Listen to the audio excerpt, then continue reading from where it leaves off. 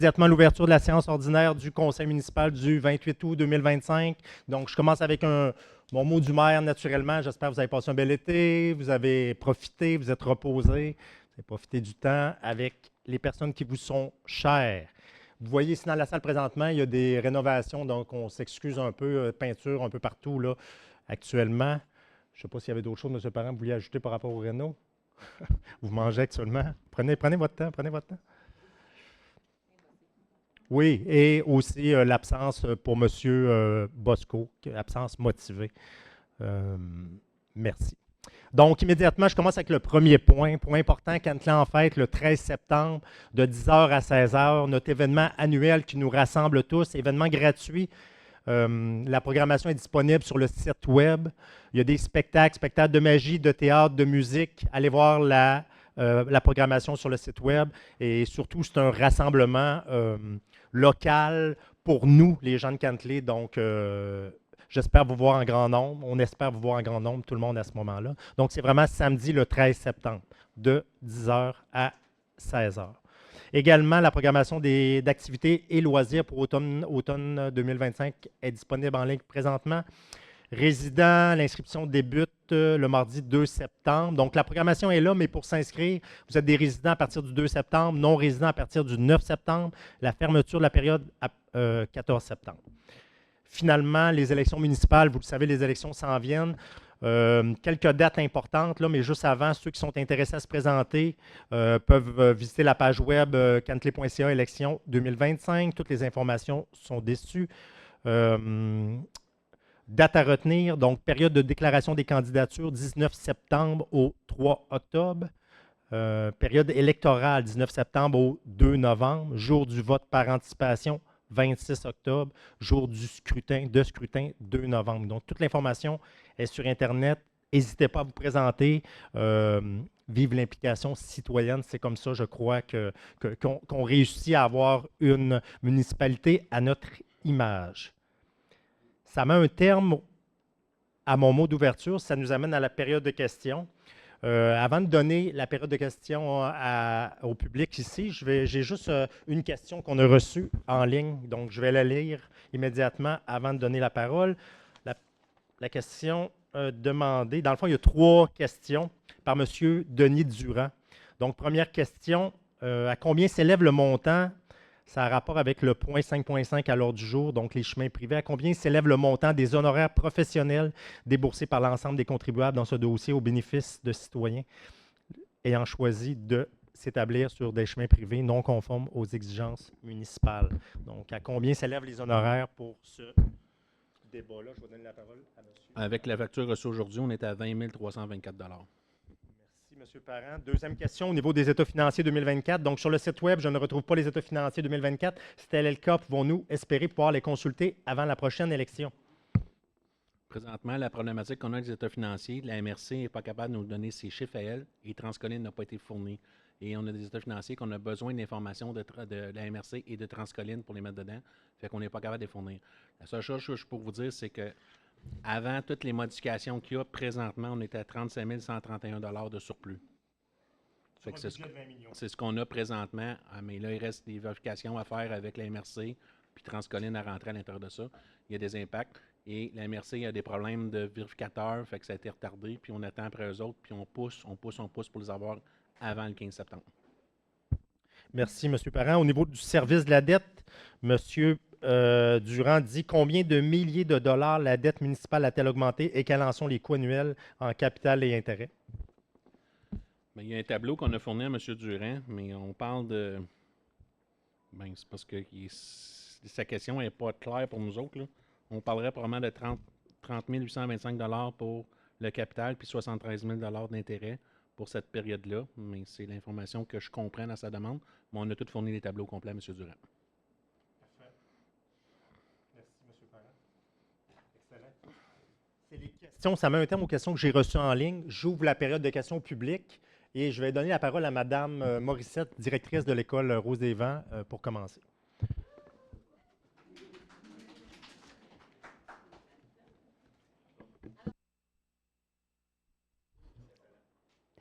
Monsieur le maire, les membres du conseil, mesdames et messieurs, Je vous remercie de me donner la parole aujourd'hui. Je suis Karine Morissette, directrice de l'école primaire de la Rose des Vents sur la rue du Commandeur, une école communautaire profondément enracinée dans son quartier et engagée dans le bien-être de ses élèves et de leurs familles.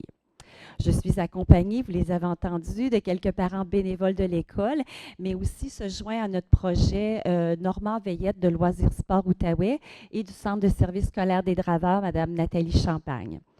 Je suis ici pour vous parler d'un projet rassembleur porteur d'avenir, la revitalisation de notre cour d'école. Cet espace qui accueille chaque jour des centaines d'enfants est bien plus qu'un lieu de récréation, c'est un carrefour de vie, un lieu d'apprentissage, de socialisation et un point de rencontre pour les jeunes du quartier, même en dehors des heures de classe. Notre vision est claire, transformer cette cour en un espace vert, sécuritaire, inclusif et stimulant, qui favorise l'activité physique, le jeu libre, la détente et le lien social, un lien à l'image de votre communauté. Ce projet s'inscrit dans un moment idéal. L'arrivée des nouvelles infrastructures cyclables dans notre secteur ouvre la porte à un partenariat naturel. La cour pourrait devenir un point d'ancrage pour les familles qui se déplacent à vélo, un espace de repos, de rassemblement et même d'apprentissage sur la mobilité durable.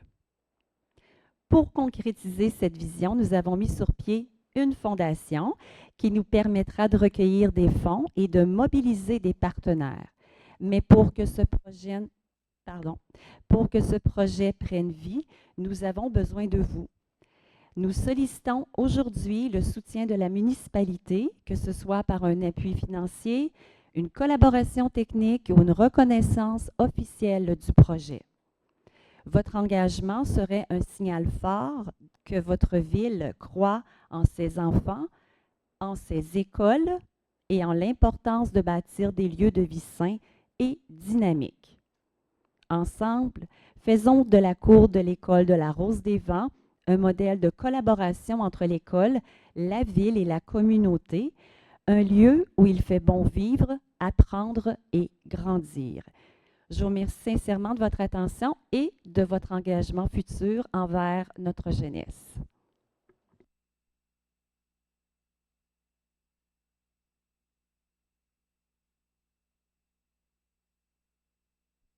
Y avait-tu des commentaires des gens? Oui, allez-y. Premièrement, merci énormément, Madame Morissette, pour la présentation. Je vous félicite aussi, vous et votre équipe, là, pour vous mobiliser. C'est du temps de surplus, hein? Donc, bravo là, de prendre le temps de vouloir faire un projet aussi rassembleur qui va être bénéfique pour l'école, mais bénéfique pour le quartier, pour les gens de Cantley. On sait qu'une cour d'école, une fois justement que l'école est finie, ça devient un espace public accessible. Donc, c'est non négligeable comme investissement là, dans la communauté. Ceci dit, je tiens à rappeler que vous aviez déjà fait une demande auprès de notre fonds vert communautaire pour débuter le projet. Donc, ça souligne déjà l'engagement de la municipalité là, pour appuyer votre projet. Alors, je voulais le souligner. Puis, en plus, vous mentionnez que je suis 100% d'accord avec le projet. Puis, on va voir comment on peut contribuer. Mais je trouve que, justement, c'est une très, très belle initiative. Merci encore. Et puis, j'appuie sincèrement votre projet. Absolument.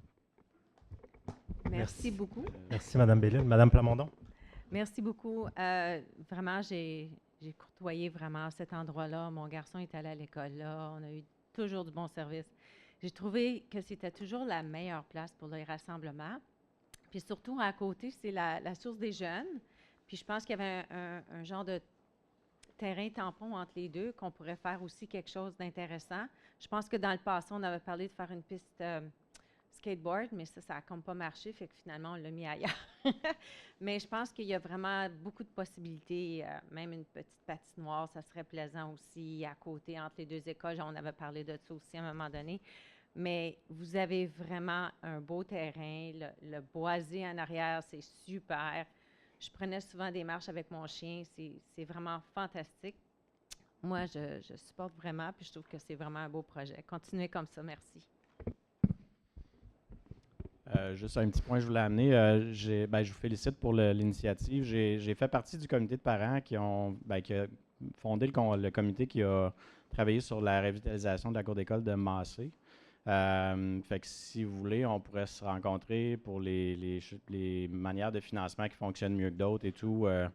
Il y a bien des choses peut-être que je pourrais vous donner comme information. Donc, on communiquera ensemble.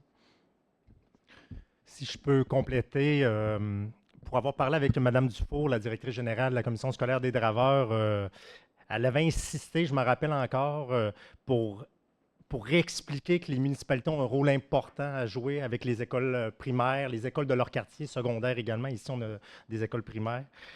Donc, on a un rôle important à jouer. Je regarde ce que vous demandez, puis je pense qu'on a quand même une belle collaboration depuis 4 ans. Collaboration technique, je pense que ça peut se faire assez bien. Reconnaissance officielle, je pense que ça peut se faire très, très bien également.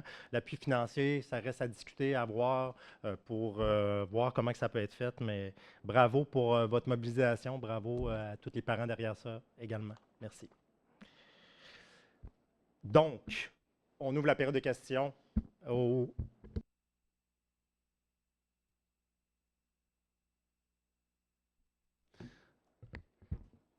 Monsieur Parent, Marc Villeneuve de Rue-Follet. J'ai une petite question. J'ai attendu dire dernièrement, je pense que ma question s'adresse à Sarah, Monsieur le maire, si vous me permettez. Je pense que tu étais sur un comité pour avoir choisi d'installer un monument pour les vétérans. Je ne suis pas trop sûr si c'est toi, mais j'entends des choses. J'essaie juste de comprendre. Si j'avais été choisie, c'est parce que je fais partie comme présidente du comité des loisirs. OK. Puis c'est pour ça qu'on m'a approchée, parce qu'habituellement, on travaille beaucoup avec avec 1889, quand ils ont souvent des projets à aborder, tout ça. Fait qu'ils viennent nous voir pour élaborer leurs projets, puis ensuite, on collabore ensemble. Fait que OK. c'est un Puis peu je pense pour que ça. le choix de mettre le monument, c'est le parc traversier. Je ne suis pas trop sûr, là. Bien, il y a eu plusieurs visites dans plusieurs parcs. Ça a été déterminé par le comité 1889. Il nous avait suggéré 2 places au début, ici, à la municipalité. Il y avait 2 places. Par la suite, on a revisité, puis on choisi 2 autres places. Et puis maintenant, c'est Parc de la Gatineau, puis je crois que l'autre, c'est Parc Marianne-Phillips. Fait qu'il y a 2 visites qui ont été faites avec le président, avec M. Cohen, puis Mme Phillips. À ce moment-là, on a visité les lieux avec le comité des loisirs qui était invité et les conseillers aussi. Maintenant, la question va être de faire le choix du terrain, parce que je crois que les 2 terrains sont maintenant plus appropriés à ce qu'eux, ils recherchent comme endroit.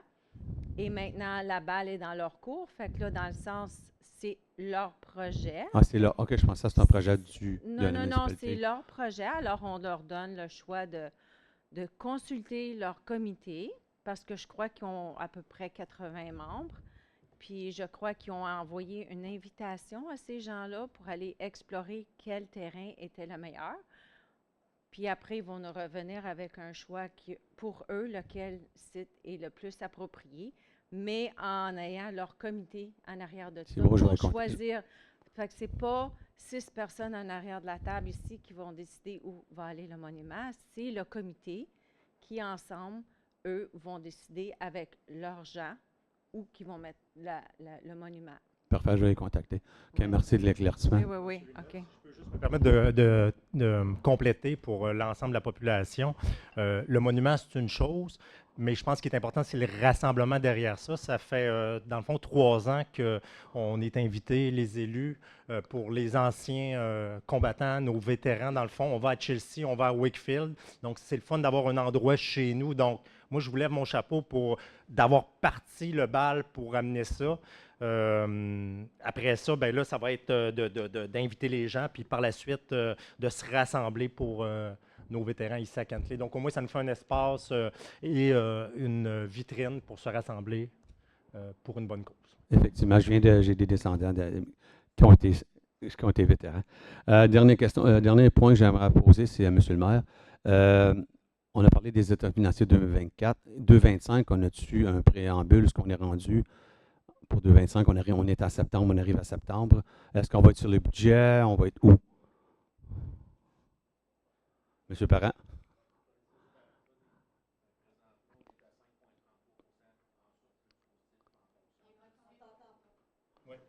Présentement, on est à 5,33 positif en date du 31 juillet 2025. OK. Donc, on a une bonne tendance. Pour un total de 723 000, mais après 6 mois, on se garde une gêne quand même, mais on est sur la bonne voie quand même. Parfait. Un gros merci.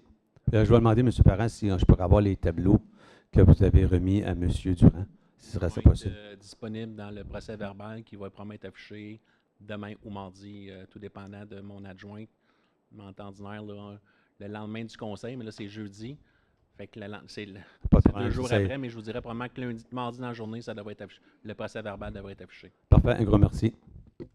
Merci, M. Villeneuve.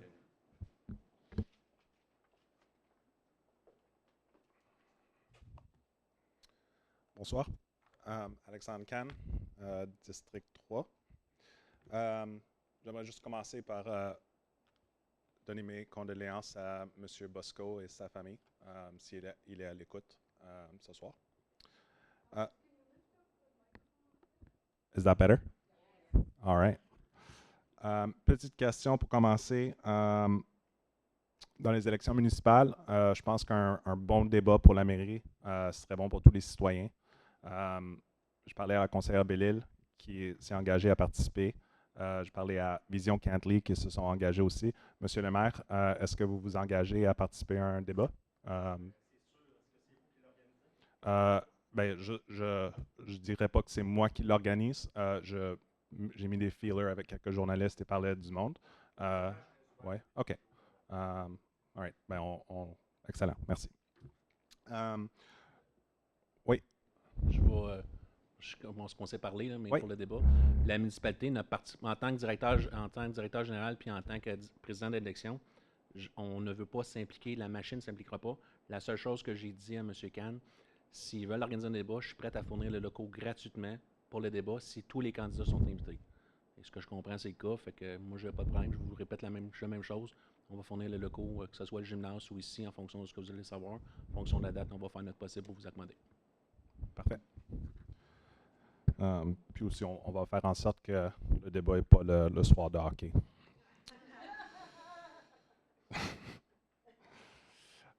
OK. On va passer à quelque chose d'un petit peu plus sérieux. J'aimerais faire un commentaire sur nos forêts. Lorsqu'il est question de notre nature à Cantley, que ce soit les magnifiques forêts du Mont Lorne ou les simples boisés municipaux qui parsèment nos quartiers résidentiels, on nous demande trop souvent de les mesurer qu'en dollars, la valeur du terrain ou les revenus potentiels qu'elles pourraient générer. Mais cette perspective oublie la véritable valeur de ce que nous perdons si on les développe. Nos forêts représentent en fait un capital naturel. Elles rafraîchissent pendant les vagues de chaleur, elles absorbent l'eau de pluie qui sinon saturerait nos infrastructures. Elles protègent les résidents contre les glissements de terrain et offrent à chaque citoyen, peu importe son âge, un accès à la nature. Si nous les détruisons, les coûts cachés ne disparaissent pas, elles sont simplement transférées aux générations futures. C'est une fausse économie. Soyons clairs, les protéger nécessite du courage. En 2021, des droits acquis furent accordés qui menacent aujourd'hui nos forêts. Mais des droits accordés dans le passé ne signifient pas que nous sommes impuissants dans le présent. C'est donc notre communauté a besoin aujourd'hui, c'est d'un leadership capable de résister, de défendre l'intérêt collectif à long terme plutôt que des gains privés à court terme. Because once these forests are gone, they can't be voted back into existence. We will have mortgaged our heritage, borrowing from our children's future, and leaving them in poor health, resilience, and connection with nature. These are values no budget will capture. The long-term climate resilience forests provide, biodiversity they safeguard, and the legacy of a living environment we pass on to our children. These experiences don't show up on a balance sheet, but they shape our quality of life in ways that are priceless. Je vais répéter la dernière part en français. Elles sont essentielles à notre qualité de vie d'une manière inestimable. Donc, je m'adresse pas juste au conseil, mais aux candidats. Je vous exhorte à avoir le courage de défendre l'irremplaçable. Et ma question à tout le monde, qui aura le courage de se battre contre les droits acquis dans leur prochain mandat.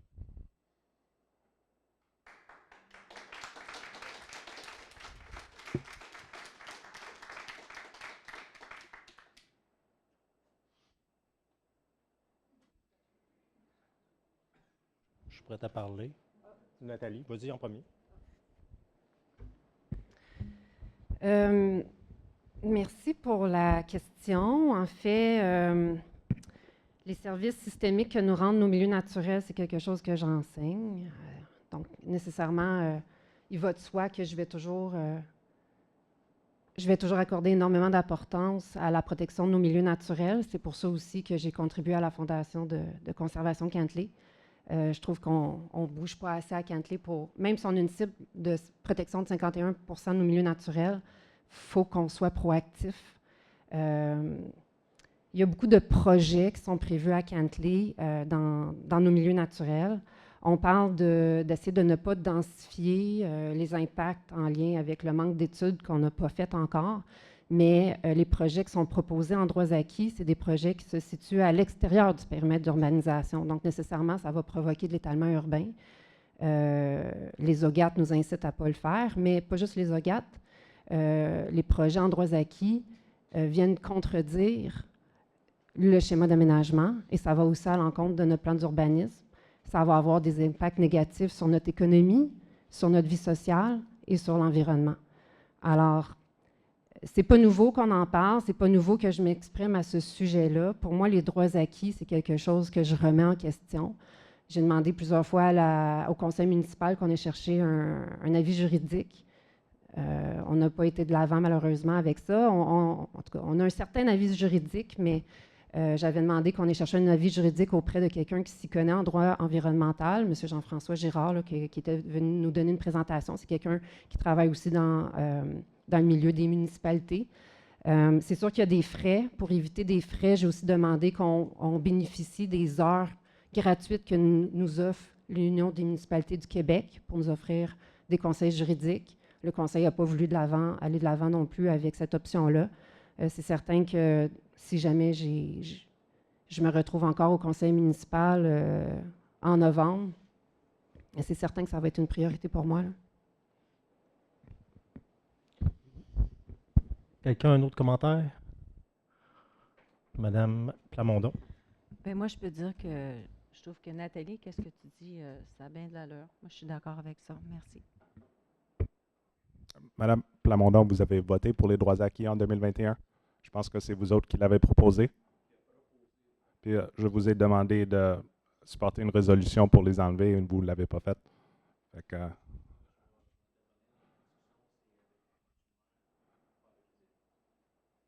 OK. Je vais me permettre de compléter. C'est un dossier quand même particulier à Cantley, puis vous dites 2021, mais je pense que les droits acquis ont été donnés en 2020, puis la date d'échéance, c'était le 15 décembre 2021, c'est-à-dire un mois après notre assermentation, donc les dossiers rentraient. Ceci dit, c'est quand même particulier de se positionner actuellement parce que les projets, on ne les a pas vus. Vous comprenez? Donc, c'est quand même, je me garde une distance. Oui, on a rencontré M. Girard. Oui, M. Girard, il dit, nous confirme qu'on peut contester, mais il y a un risque à l'intérieur de ça qui est hyper important. Puis, en tant que maire de la municipalité, je pense qu'il faut attendre d'avoir toutes les portions du robot avant de prendre une décision éclairée dans ce dossier-là. Pour le moment, on a eu un dossier qui nous a été présenté ou deux. Un que vous connaissez, Nature 360, qui avait été refusé ici à la table. Les gens sont retournés faire leur devoir. Et il y a une deuxième en cours qui est en train de se faire analyser par l'équipe. Donc, un dossier qu'on n'a pas vu, nous, les élus, encore. Donc, se positionner sans savoir quand je dis les risques inhérents, là, je parle des risques, vous parlez des risques financiers, mais c'est quand même important quand on se fait dire que les risques autour de ça, on parle de... Puis là, c'est pour ça que c'est délicat de parler de ça avant. Je ne veux pas mettre la charrue devant les bœufs avant d'avoir vu les dossiers, mais on a un budget de 20 millions, Puis je veux dire, quand on parle de, là, je vais vous donner une fourchette, là, entre 10 et 70 millions de poursuites éventuelles, c'est quand même particulier pour des citoyens. Moi, je suis d'accord avec tous les commentaires que vous faites. Je veux la protéger aussi, notre environnement, mais ce que je pose comme question, c'est à quel prix les citoyens de Cantley sont prêts à protéger, puis de bloquer ou de protéger notre forêt. Vous vous rappelez, dans le dossier, j'avais rencontré également le député de Gatineau, M. Bussière. J'ai aussi parlé avec M. Lacombe, notre ministre de l'Outaouais, au début du mandat, quand on s'est fait présenter les dossiers. Très frileux à cet égard-là, naturellement. Vous savez, le gouvernement du Québec veut protéger ces forêts exceptionnelles. Donc, moi, mon message, c'était, venez nous aider à les protéger. Non, c'est vous, Cantley, qui avez donné ces droits acquis-là. On est poigné entre l'arbre et l'écorce. Fait que j'ai parfait, tu n'es pas obligé de venir m'aider, mais au moins soutiens-moi financièrement. Parce que nous, les citoyens, ça va être dur de soutenir ce projet-là, de protéger, puis je veux dire, il va y avoir des avenants, directement des enjeux financiers qui vont nous aider, qui vont nous rentrer dedans. Donc, moi, c'est sûr qu'avant de prendre une décision là-dedans, puis j'entends la protection de l'environnement, c'est une des raisons pourquoi je me suis présenté en campagne électorale en 2017 et en 2021. C'était certainement pour laisser quelque chose à notre progéniture, nos enfants, la relève dans plusieurs années. Ceci dit, depuis 4 ans qu'on est à l'interne, je le vois. C'est particulier, c'est beau de protéger, mais le levier financier municipal, c'est vos taxes foncières. On est en banlieue, on n'est pas au centre de la métropole comme à Gatineau, donc les leviers financiers, on est obligé d'aller chercher ça via vos maisons, naturellement. Donc, ça devient délicat aussi, mais je ne suis pas contre que les taxes montent pour qu'on protège notre forêt. Ça, c'est sûr. Mais est-ce que les citoyens de Cantley veulent ça? Ça serait à voir. Est-ce qu'on veut faire un référendum en même temps que l'élection de novembre sur le sujet? Ça pourrait couper des frais sur cette question-là. Est-ce que les citoyens veulent qu'on protège la forêt avec tout ce qui vient avec? Pour le moment, la question, c'est de mettre la charrue devant les bœufs parce qu'on n'a pas toute l'information. Donc, moi, ce que je dis, c'est attendons de voir. C'est correct de poser la question. C'est beau de se mouiller puis être positif, mais je pense qu'il y a un enjeu financier. Je veux dire, quand on se fait dire que le risque, c'est 3 fois notre budget annuel, moi, assurément, je ne suis pas prêt à ça. Le conseil, l'ancien conseil, aurait pu mettre le nouveau schéma, l'adopter tout de suite avec en 2021. Dans le fond, 2020, ça n'a pas été fait. Ça devient difficile un petit peu, donc on est un petit peu menotté, mais ça se fait quand même. C'est important de le comprendre, tout se fait quand même. Donc, à quel niveau les citoyens, on est prêts à embarquer là-dedans, ça reste à voir, mais je ne suis pas fermé, mais personnellement, vu les chiffres qui m'ont été donnés, je suis quand même frileux. C'est pour ça qu'actuellement, moi, je dirais, laissons les dossiers suivent son cours. Attendons de voir qu'est-ce qui va se passer. Peut-être que tout va tomber à l'eau sans qu'il se passe de quoi parce que notre équipe interne soulève des choses. Puis les gens, finalement, sont tannés. Je ne le sais pas. Mais ce que je sais, c'est que pour le moment, je pense qu'il y a beaucoup d'informations inconnues avant de prendre une décision. Je vais m'arrêter là. Juste à dire que si on veut utiliser des chiffres exagérés pour faire peur au monde, comme 70 millions, moi, je veux dire que Michel Younger, il prépare une poursuite de 100 millions de dollars. Fait que financièrement, ça fait beaucoup plus de sens de les enlever. Moi, mon chiffre, ce n'est pas un chiffre que j'ai inventé. Là, ça vient de notre avocat à l'interne. Je vais juste vous dire ça. J'arrête ça là. Je vais donner la parole à M. de Bellefeuille. Oui, je pense l'avocat que Nathalie mentionnait, puis les nouvelles lois d'environnement que le Québec a introduit. Il y a un exemple en cours présentement, puis je pense que ce qu'on avait discuté entre nous, c'était plus prudent d'attendre des nouvelles de ce dossier-là pour voir si vraiment en cours ça tient la route, ces nouvelles lois-là. Puis ensuite, on pourrait procéder parce que, comme David dit, il peut y avoir des coûts financiers aux poursuites très élevés. En fait, la jurisprudence, c'est important de la regarder pour voir, dans le fond, sur le plan environnemental, pour pas qu'on nous accuse d'expropriation déguisée, mais la jurisprudence, il y en a aussi qui pourraient nous aider à nous défendre contre les droits acquis en tant que tels. Parce que là, il y a quelque chose qu'il faut comprendre. Quand on parle de droits acquis qui ont été donnés, c'est pour qu'il n'y ait plus d'ouverture de nouvelles routes dans ces projets-là, parce que ce n'est pas des zonages résidentiels ou habitations. C'est un zonage récréotouristique. Donc, l'idée, ce n'est pas de bloquer tout projet. Oui, il y a une importance à accorder à la protection de la nature parce qu'il y a des endroits qui sont assez exceptionnels.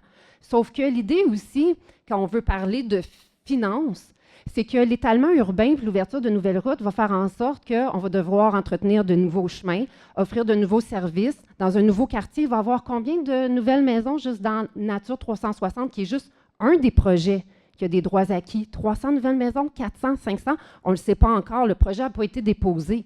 Sauf que on parle aussi de l'importance, justement, de recevoir un financement autre que nos taxes foncières. C'est une belle occasion, notre secteur écotouristique, pour diversifier nos revenus, mais en ce moment, ce qu'on fait, c'est qu'on abolit la possibilité d'avoir du écotouristique pour construire des projets résidentiels avec plusieurs habitations, avec un achalandage supplémentaire de voitures sur nos routes, dans des secteurs qui n'ont pas de service, où il va peut-être falloir de nouvelles écoles.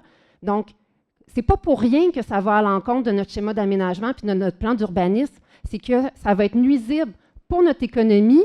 Sur le plan social, ça va atteindre la qualité de vie des résidents et des résidentes de Cantley, ceux qui sont déjà ici, puis environnemental parlant aussi, bien, on le sait, ça n'a pas de sens non plus, là. Donc, si on veut parler sur le plan financier, il faut regarder ça, cette opportunité-là qui nous glisse entre les mains de développer notre secteur écotouristique, parce que c'est tout notre secteur écotouristique en ce moment qui sont en droits acquis. On n'aura plus après, là. Juste pour compléter, pour l'intérêt collectif là, de la population, quand on parle de droits acquis, là, ça n'a pas juste été de donner un petit courriel envoyé. Il y a eu une rencontre, il y a eu une résolution, il y a eu des démarches entreprises. C'est un peu comme les règlements qu'on vient de changer. On a changé des règlements. Quand quelqu'un vient présenter un projet qui rentre dans les règlements, c'est dur de dire, c'est pas ça qu'on veut. Donc, on change les données du jeu, il y a un risque à ça. J'entends ce que Mme Bellette dit au niveau du récréotouristique. C'est sûr que, moi j'ai toujours dit à Cantley, le récréotouristique, il faut le mettre en place. Il y a quelque chose à faire avec nos montagnes, avec notre cours d'eau, autant l'hiver que l'été. Mais c'est quand même particulier. C'est quand même c'est des terrains privés, soit dit en passant également. La municipalité aurait pu procéder à l'achat, il y aurait pu avoir des groupes à ce moment-là qui auraient pu se soulever avant qu'on donne les droits acquis. Là, c'est sûr, ça devient difficile un peu. Je comprends qu'on veut remettre les droits acquis. Il y a un risque associé à ça, qu'on le veuille ou qu'on ne le veuille pas. On peut protéger comme population, assurément. On pourrait voir qu'est-ce qu'on pourrait faire avec ce terrain privé-là pour le racheter puis empêcher tout développement. Mais pour moi, comme maire, c'est important d'avoir la valeur juste de la situation. Puis ça, c'est de savoir qu'est-ce qui pourrait arriver si on fait ça, qu'est-ce qui pourrait arriver si on fait ça, etc. Donc, je pense que ça met un terme. Je pense que le contrat... Je pourrais avoir juste une dernière fois la parole à ce sujet. Madame Bellette. Je voulais juste mentionner que vous savez, de la façon que ça s'est passé, justement, comme M. le maire vient de l'expliquer, c'est qu'on a avisé les promoteurs avant que les règlements changent pour qu'ils puissent déposer leur dossier afin qu'ils puissent être traités avant le changement réglementaire. Mais cette approche-là, personnellement, je la trouve déplorable, complètement irrespectueuse. S'il est supposé d'avoir un changement réglementaire, ce n'est pas pour écœurer le monde, c'est parce qu'il y a des intentions en arrière, il y a des objectifs louables. C'est que ça ne se tient pas sur le plan économique, avant tout, sans parler encore une fois de la qualité de vie qu'on vient brimer des résidents et résidentes actuels, puis de la qualité de vie qu'on a justement à cause de nos espaces naturels. Donc, d'avoir incité les promoteurs à se dépêcher pour déposer des projets, c'est un grand manque de respect envers eux aussi, parce que le changement réglementaire puis la contestation des droits acquis, c'est certain que ça allait avoir lieu si on comprend les impacts que ces projets-là pourraient avoir sur notre qualité de vie, sur notre communauté. Merci. En effet, c'est déplorable, mais ça a eu lieu. Donc, faut... Si on fait le débat aujourd'hui, on n'aura pas besoin de faire un autre débat, là. OK, non, mais c'est surtout ça qui est important, là. Donc, je vais donner la parole à M. Normand. Ben, il n'y a pas une tonne de choses à rajouter, là. Il y a beaucoup de choses qui ont déjà été dites. Moi, je veux juste rajouter que pour ma part, vu que la question est adressée à tout le monde, je vais me prononcer plus en détail quand on aura le détail de projets qui se concrétisent, parce que j'ai pas l'impression que ça va tout se concrétiser. Donc, quand un projet deviendra à analyser, on va l'analyser. On va avoir les commentaires de notre comité d'urbanistes avec leurs impressions. On aura des décisions à prendre. Il y a des consultations publiques qui peuvent être demandées pour ces projets-là aussi. Je pense que c'est une bonne manière d'avoir le pouls de la population. Puis pour ce qui est des avis juridiques, s'il y a possibilité d'avoir une nouvelle source d'avis juridique qui pourrait venir compléter ou argumenter celle qu'on a déjà eue, je ne suis pas contre non plus. Monsieur le maire, je peux retenir, mais ça fait une demi-heure. Je vous laisse. Oui, excellent. Donc, vous voulez dire, si on veut, on peut rajouter du temps? Oui, il y a quelqu'un qui m'appuie pour qu'on continue la période de questions? J'ai besoin d'un appui. Merci. J'avais-tu d'autres commentaires, monsieur? Je regarde monsieur Lalonde, ça va? Tout est beau. Excellent. Donc, parfait. Juste pour finir, en adressant monsieur le maire, mais aussi les commentaires de monsieur Normandin, quand les gens critiquent les droits acquis et d'autres personnes parlent de courage de les combattre, c'est pas d'attendre que les projets se déposent, c'est de les enlever complètement et laisser chaque projet être évalué selon les mérites de la réglementation actuelle et les nouveaux règlements qu'on a imposés qui sont bons, et pas juste d'y aller un cas à la fois et devoir se battre à chaque fois qu'ils arrivent. Donc, juste faire la distinction. Et merci. Merci, M. Kahn. Puis oui, le courage, vous avez raison. Le courage va aussi dans les deux sens. Hein. C'est important. Autant qu'on dit oui, autant qu'on dit non à un projet, le courage, ça va dans les deux sens. Toujours, c'est jamais facile.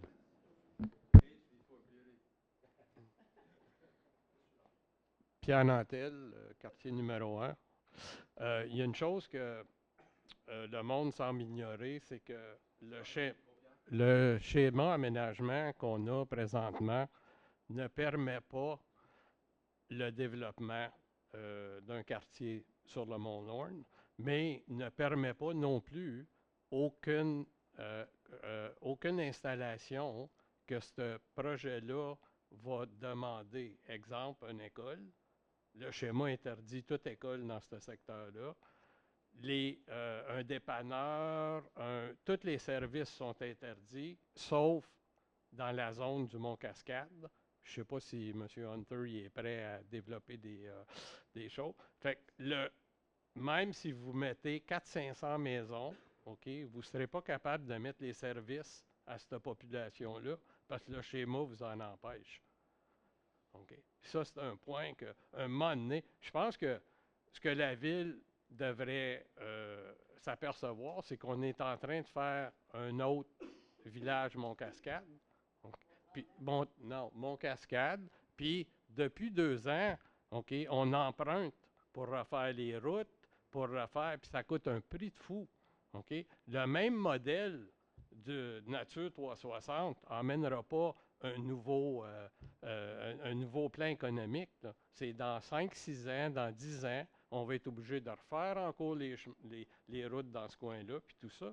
Puis la charge de taxes que 400 maisons vont apporter, j'écoutais à la radio, il y a une municipalité qui disait « on manque d'eau, on n'a plus de possibilité de développement, puis le nombre de maisons qu'on a, on n'a pas assez de revenus de taxes pour payer ce qu'on a à payer. » Kentley, c'est là qu'on s'en va. Okay.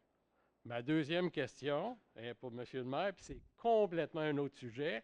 Est-ce que c'est possible d'appeler l'Hydro-Québec puis qu'ils arrangent leur réseau pour pas qu'on manque d'électricité à toutes les 2 semaines? Hier, on a manqué pour... nous, on en a manqué pour 4 heures. Okay? Il faisait super beau. Il n'y a aucune raison que le réseau débarque. Okay? Sauf qu'on doit être sur de la vieille équipement, puis ils ne veulent pas le changer.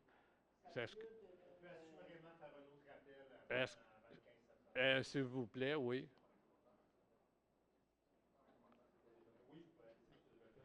Oui, moi, en fait, ces dernières années, j'ai remarqué certaines améliorations. Je suis d'accord avec vous, là, c'est pas parfait. Mais je pense que c'est la prédécesseure, là, Madeleine Brunette, je crois qu'elle avait demandé un rapport à Hydro-Québec sur les différentes sources. Pourquoi qu'il y avait manqué d'électricité? Pardon, oui. Donc, un rapport d'Hydro-Québec sur les pannes. Puis ça, j'ai l'impression que ça a beaucoup aidé. Puis c'est ça qui a permis que ces dernières années, on a vu une certaine amélioration. Donc, peut-être on peut faire une autre demande encore. Parce que moi, ça fait 22 ans, puis il n'y a pas une semaine que l'électricité ne clippe pas chez moi. Il n'y a pas une semaine. Puis. Ouais, c'est sûr. Ouais. Mais Puis- je dirais, je ne sais pas si dans votre point aussi, ils ont éclairci la forêt le long des lignes. Ah oui, Mais- mais c'est pas un problème de végétation, parce que comme hier, là, c'est tout le temps sur le coin du Mont Cascade puis de la 307. Puis après ça, c'est la centrale à l'autre, proche du barrage qui débarque. Là, tout Kentley. Ben, à ce moment-là, s'ils identifient une autre cause, à ce moment-là, peut-être dans leur rapport, ça viendrait clair, parce que c'est ça, si je me rappelle bien, la dernière fois, on l'avait reçu, puis végétation, c'était 30-40% des pannes au moins. Mais Fait que- la dernière grosse panne, il y a un an et demi, là, dans le Derecho puis tout ça, là, ils ont tous clairé leur ligne. On manque d'électricité toutes les semaines. Donc, Ouais, à ce juste, moment-là. Monsieur le maire, envoyez un petit mot, s'il vous plaît. Merci. Hydro-Québec,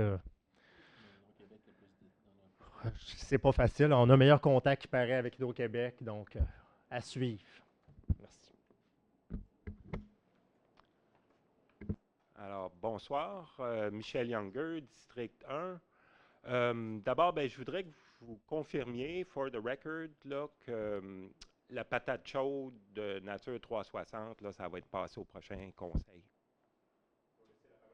Ouais.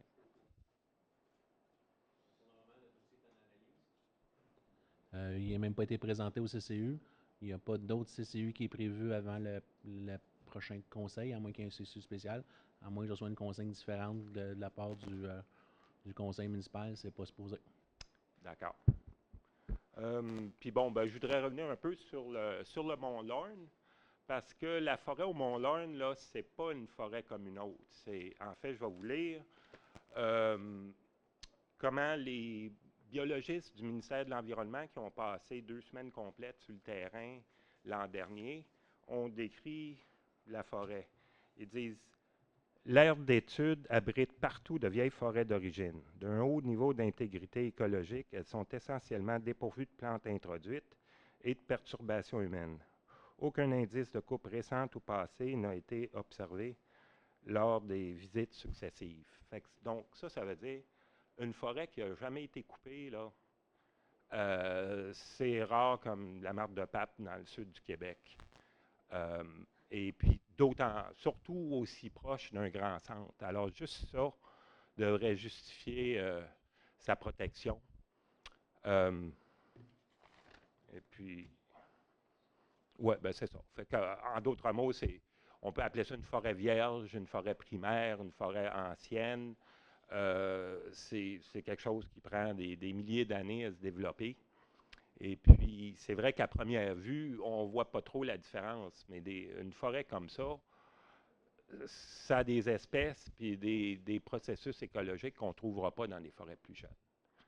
Alors, voilà. Donc, ma deuxième question s'adresse au candidat à la mairie. C'est de valeur que M. Bosco ne soit pas là.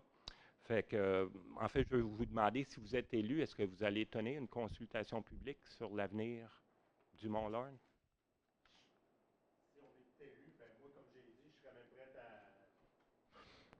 Mettre un référendum le 2 novembre aussi. Donc, vous votez pour votre candidat. Puis, quand je dis vous votez, c'est êtes-vous prête à protéger coûte que coûte la forêt? C'est ça la vraie question. OK. Oui, mais la question, c'est une consultation publique où on peut Consultation vraiment... après, on peut faire tout ce que vous voulez, je n'ai pas de problème, mais la vraie question, c'est ça. Moi, j'ai besoin du feedback de mes 12 000 citoyens avant de prendre cette décision-là, mais j'aurai aucun problème. Oui, OK.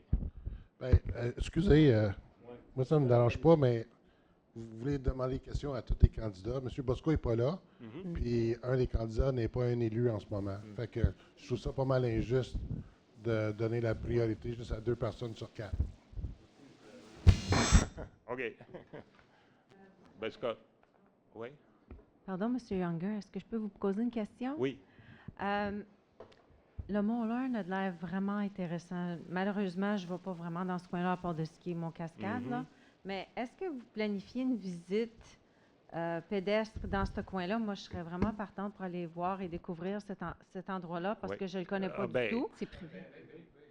Bien, c'est parce que si on en parle, c'est parce que j'aimerais ça, moi aussi, le voir, puis d'en profiter, moi aussi, pour pouvoir voir la valeur écologique.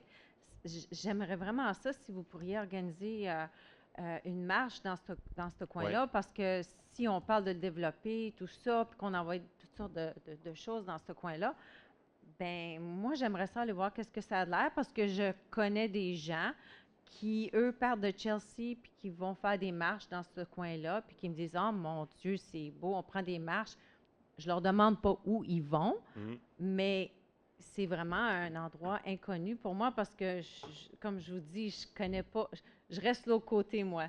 Je vois juste en ski, c'est tout, puis je ne vais pas faire du ski beaucoup à Cascade, mais ça me fait penser un peu comme le parc de glaciation. On est en train de le créer, on fait des promenades, on le découvre. Ben moi, vu qu'on fait des fois des visites organisées, ben moi, je vous pose la question. J'aimerais ça, puis qu'on puisse inviter des gens aussi pour faire la tournée du Mont-Laurne, parce que j'aimerais vraiment ça le connaître. Bien, moi, ça me ferait très plaisir. Si vous pouvez demander la permission au propriétaire, je suis partant. Mais une autre possibilité, parce que, il faut dire, le Mont-Laurne, c'est un peu bizarre. Les gens de Kentley ne le connaissent pas beaucoup. Même les gens qui passent devant tous les jours quand on va vers le terrain de golf, parce qu'on ne le remarque pas parce qu'on est trop collé dessus. Alors, c'est les gens à l'autre bord de la rivière, à Chelsea, Farm Point. Eux autres le connaissent, le Mont-Laurne, parce qu'ils l'ont, c'est direct dans leur face. Puis c'est vraiment la plus belle vue sur la montagne, c'est de la rivière. Donc, absolument. Une autre solution, c'est de faire un tour en bateau. Faire une petite flottille pour visiter le Mont-Laurne de la rivière. Bien, je fais du bateau dragon à Chelsea. Ah oui, OK. Donc, vous le connaissez. Bien, je le vois, mais je ne l'ai jamais vu. Je n'ai jamais mis les pieds dessus. Oui, je comprends. Fait que vraiment, là, ma question à vous, c'est est-ce que si vous êtes capable de nous faire une marche, moi, j'aimerais bien ça, le découvrir avec vous autres. Bien, obtenez-moi la permission des propriétaires, puis je suis prêt à n'importe quand. OK, merci. Est-ce que je pourrais prendre la parole? Bonne fin de soirée. Quelque chose? Oui, en fait, je voulais juste vous encourager, s'il y a un débat, à reposer la question à l'ensemble des candidats. C'est vrai que ça serait plus juste qu'on puisse répondre, tous ceux qui vont se présenter réellement. Ceci dit, je voulais juste mentionner pour ma part que j'encourage les consultations publiques quand il y a des projets, surtout un grand projet de la taille ou quand les grands projets, bref, les projets de développement, je pense qu'on se doit maintenant de s'assurer qu'il y ait des consultations publiques parce que ça vient toucher la qualité de vie des résidents et résidentes actuels. Oui, et puis j'ajouterais qu'on se doit maintenant de faire connaître les projets avant que le Conseil vote dessus.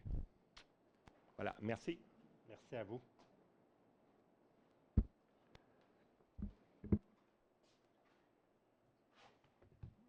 Bonjour, Denis Giroux. Merci. Je n'habite plus dans Cantley. Mais je suis active avec Michel et d'autres citoyens de Cantley. J'espère que vous me permettez pour protéger le Mont-Laurne. Puis les gens qui m'ont précédé dans les interventions ont donné plein de raisons pour valoriser le Mont-Laurne, la forêt ancienne, la rive sauvage, la seule qui reste le long de la Gatineau. Et il y a plein de raisons économiques, patrimoniales, régionales, écologiques pour la protéger à long terme. Mais j'aimerais adresser, Monsieur le maire, votre expression, quelques-unes de vos expressions, pas mettre la charrue devant les bœufs, la juste valeur des choses. Et il y a, entre autres, vous et d'autres conseillers là, qui nous disent que Il faut évaluer le plan, on va regarder ça en détail. Ça a été rejeté, ce plan-là, pour développer le Mont Lorne il y a 2 ans. Ça a été redéfini, c'est soumis à une firme externe de ce qu'on comprend. Et bénéfice de tout le monde. oui. Le point principal pour lequel ça avait été rejeté, c'est, puis là, M. Parent peut me reprendre avec le service d'urbanisme, si je ne me trompe pas, je pense qu'on avait demandé des études pour les 4 saisons. Donc, il manquait des études à toutes les saisons. Là, donc, ce n'est pas l'ensemble du projet qui a été rejeté, c'est des points techniques importants pour le service d'urbanisme qu'on a demandé. C'est juste pour... Oui, je n'ai pas de dispute avec ça, sauf qu'il y avait quelques autres raisons, je pense aussi, mais moi, je pense que justement de se fier sur l'idée qu'on va regarder une nouvelle version de ce projet-là, c'est d'ignorer la question primaire. C'est quoi la valeur réelle? Puis non seulement est-ce que ce que vous proposez, c'est un référendum ou autre question, consultation publique, est-ce que les gens sont prêts à payer pour dépanner les propriétaires actuels qui sont du monde privé? Ça, c'est de mettre vraiment la charrue devant le bœuf. Parce que moi, je vous propose, puis les amis de Mont Lorne vous proposent que vous devez réellement faire face à cette question-là du droit acquis. Parce que vous avez créé un droit acquis par résolution, le conseil préalable avant vous, vous l'avez reconfirmé en disant que vos mains sont liées, mais c'est qu'une résolution. Ce n'était pas un règlement, ce n'était pas une entente, ce n'était pas un permis d'issue, ce n'était pas une version complète et conforme d'un projet à ce moment-là, quand la résolution a été passée. Puis moi, je vous exhorte de bien adresser la question du droit acquis avant de regarder le projet en plus de détails, avant de continuer à malmener le promoteur à l'idée qu'il a un droit acquis, quand c'est votre responsabilité, à vous ou au nouveau conseil, si vous ne le traitez pas maintenant, mais ça a été une responsabilité depuis le début qu'on vous exhorte à exercer, puis que vous avez toujours bafoué, si vous me permettez, en disant « nos mains sont liées ». Mais vous n'avez pas fait votre devoir adéquatement, à mon avis, puis vous deviez le faire. Parce que nous aussi, on est prêts à vous poursuivre en cours. Puis nous aussi, on va prélever de l'argent, puis ça va coûter cher à la ville d'essayer de défendre une décision qui, à mon avis, est indéfensable. Donc, c'est un rappel. On est ici pour ça, pour vous rappeler que mettez les bœufs devant la charrue. Le droit acquis, regardez ça à fond. Je pense que vous n'avez pas fait tout le devoir que vous devez là-dessus. Puis, après ça, vous pourriez dire à tous les promoteurs, y compris les promoteurs de Nature 360, malheureusement, on avait mal compris. On ne va pas de l'avant avec ça. Mais ça, c'est une question qu'il va falloir regarder après que vous avez fait ce devoir-là. Donc, je vous demande de garder en tête la valeur de cette forêt exceptionnelle, d'aller à Chelsea de voir, ou aller sur l'eau pour voir la vasteté de cette propriété-là, puis sa spécialité est superbe. Puis si c'est possible d'y aller à pied, nous autres, on s'est rendus là, peut-être que vous pourriez vous rendre là avec la volonté aussi. La vue du sommet, de la rivière, partout, les arbres exceptionnels, c'est spécial. Puis c'est pas jetable, c'est pas disposable. C'est quelque chose qui vaut cher de toutes ces façons patrimoniales, économiques, écologiques qu'on a mentionnées. So, je vous demande de mettre la juste valeur sur les bonnes questions au début et non pas de nous dire « ayez confiance en nous, on va regarder les détails, puis si c'est pas bon, ben on va l'améliorer ».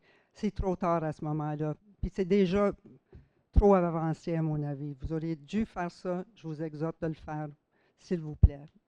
Puis, sinon, c'est sûr qu'on va rendre ça un enjeu politique municipal.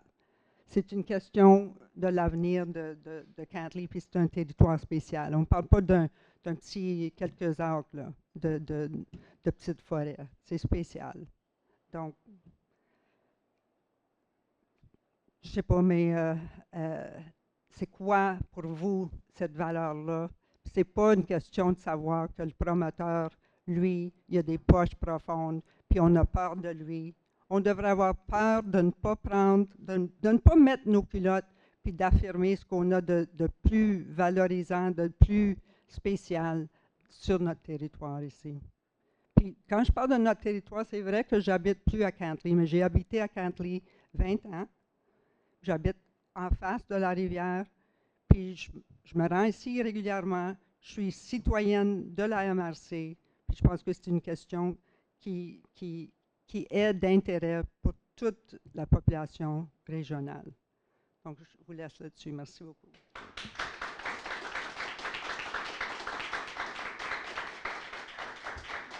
Merci, Mme Giroux. Et oui, je vous confirme, il y a quelques personnes aussi, sûrement vos voisins, là, qui sont venus à la MRC également pour nous faire part de leurs commentaires. Merci, Mme Giroux. Monsieur le maire, j'aimerais ça juste ajouter une petite question. Vous avez parlé tantôt de référendum. Ce sera quoi les étapes pour arriver là? Non, mais mettons qu'on imagine qu'on arriverait à un référendum avec le bulletin de vote des élections. C'est quoi que ça prend pour maintenant demander ou pour le réaliser si ça se fait? Parce que je trouve qu'avoir le pouls serait important. Et puis, je suis d'accord avec vous, monsieur le maire, ça peut arriver souvent, mais cette fois-ci, je suis d'accord avec vous. Ça nous prend plus d'informations. Donc, mais un référendum, ça prend quoi? Je ne sais pas si M. Parrain est plus connaissant dans ces technicalités-là. On peut regarder, mais une chose est sûre, excusez, parce qu'il y a 3 conversations, ça devient difficile. Excusez, monsieur le maire. Mais ce que je peux vous dire, c'est que si le référendum, c'est sûr le référendum, quand on le fait en dehors, n'importe quand, il y a des coûts importants quand même. Mais quand vous vous déplacez pour aller voter, bien, ça devient facile, ça devient plus l'équipe à l'interne, donc les coûts sont maximisés, disons, l'économie est maximisée. Pour la technicalité, qu'est-ce qu'il faut faire, c'est quoi la question, c'est quoi, on n'est pas rendu là, Okay.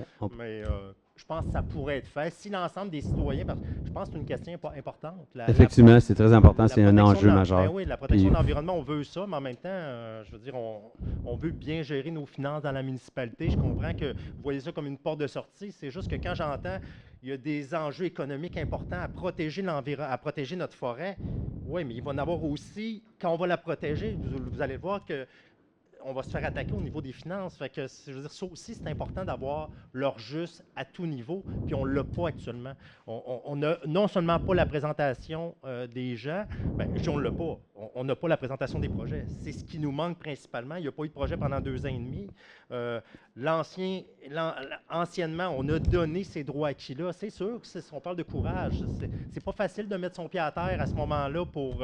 on est rentré à la poste 1 mois plus tard, boum, les gens présentaient leur projet. Fait que c'est quand même pas évident. Ceci dit, je pense qu'aujourd'hui, dans le poste que j'occupe, je pense que c'est important de regarder toutes les finalités, toutes les conséquences des gestes qu'on a. Fait que, au niveau du référendum, je ne sais pas comment que ça peut être fait. Je ne sais pas si vous voulez ajouter quelque chose, M. Parent, pour le référendum. C'est sûr qu'en termes de coût, c'est pas plus... C'est pas le coût, c'est est-ce que pour le moment, la machine est déjà montée. Fait avoir une question, ça va être le coût d'imprimer des bulletins de vote, des bulletins de la question. Ça serait sûr le niveau du coût. À cette heure, moi, je n'ai jamais fait, là, fait que ça, il faudrait aller chercher, mais sûrement s'il y a une question qui est demandée par le conseil, bien, ça peut être référendum, consultation référendaire, peu importe le terme qu'on utilise, mais il faut avoir l'information donnée aux citoyens aussi. Là. Exact. C'est quoi la question? C'est-tu... est-ce que vous aimez la chemise rose de M. Marc Villeneuve? Ça, c'est facile. C'est oui ou c'est non. Vous me suivez? Oui, je suis d'accord avec vous. Il faut juste poser la question. C'est quoi la bonne question à poser? Et c'est-tu possible pour vous que pour le 16 de septembre, que la dernière CA, le dernier conseil, de savoir un peu plus votre position en tant que conseiller? Une chose est sûre, au niveau technique, je pense qu'on va pouvoir faire une mise à jour. Si jamais on va de l'avant, voici qu'est-ce qui pourrait arriver. Puis si on peut préciser par la suite, on le fera. S'il faut que ça soit précisé avant, on verra. Non, mais pour regarder l'aspect référendum, de nous dire votre position en tant que conseil. On va vous faire une mise à jour assurément au prochain conseil. Parce que pour représenter nos citoyens, puis c'est ça qui est le plus important. On va vérifier ça. Merci. C'est juste parce que l'idée d'un référendum, ça peut être intéressant, mais c'est parce qu'il faut pas oublier ici que c'est pas juste une question de protection de mon loan. On s'adresse, dans le fond, à la validité des droits acquis. Pour ça, il faut un avis juridique. Donc, le référendum peut servir, mais c'est plus que ça, là, en ce moment, la question. Je suis d'accord, mais on est appelé à représenter des gens. Puis je pense qu'on devrait aller chercher le pouls de ces gens-là, qu'est-ce qu'eux veulent aussi. Puis si tout le monde est d'accord, moi je pense que je suis bien prêt à penser de préserver parce que c'est important. Mais de l'autre côté, il faut regarder comme M. le maire a dit, mais aussi il faut représenter des citoyens. Donc je pense qu'aller chercher le pouls, à regarder le projet, je pense qu'on va être en mesure de prendre une décision éclairée. Merci.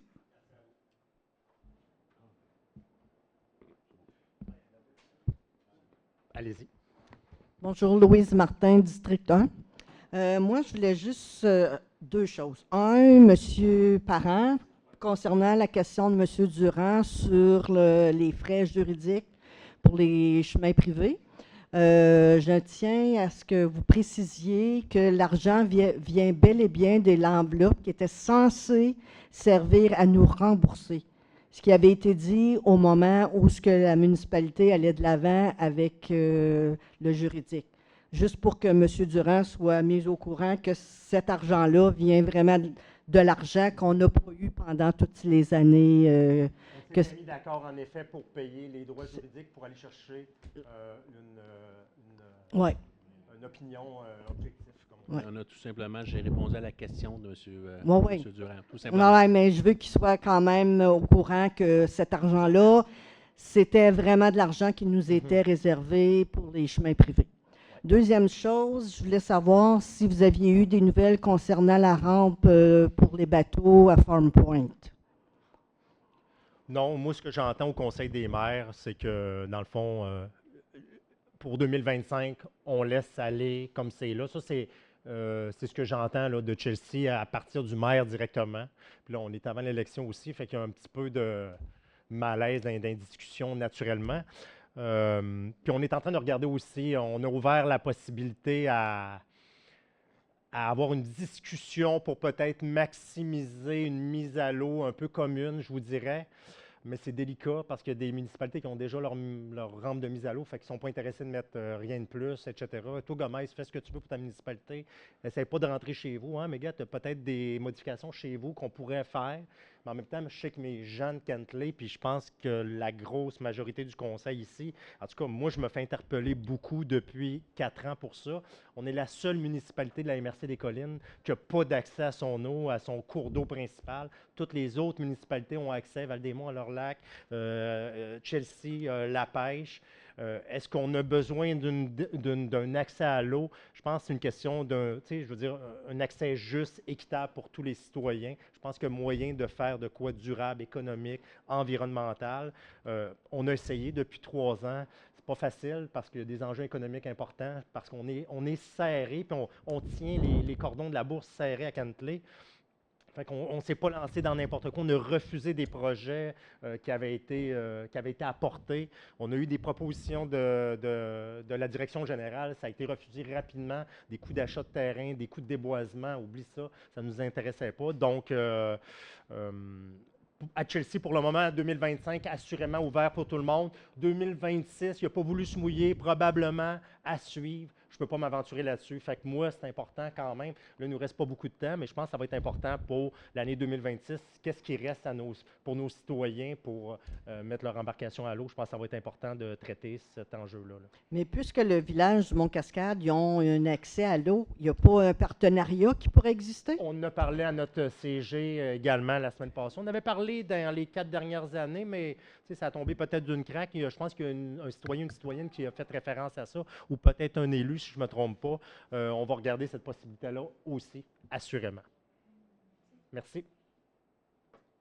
Vous pouvez venir. Merci, M. Nantel.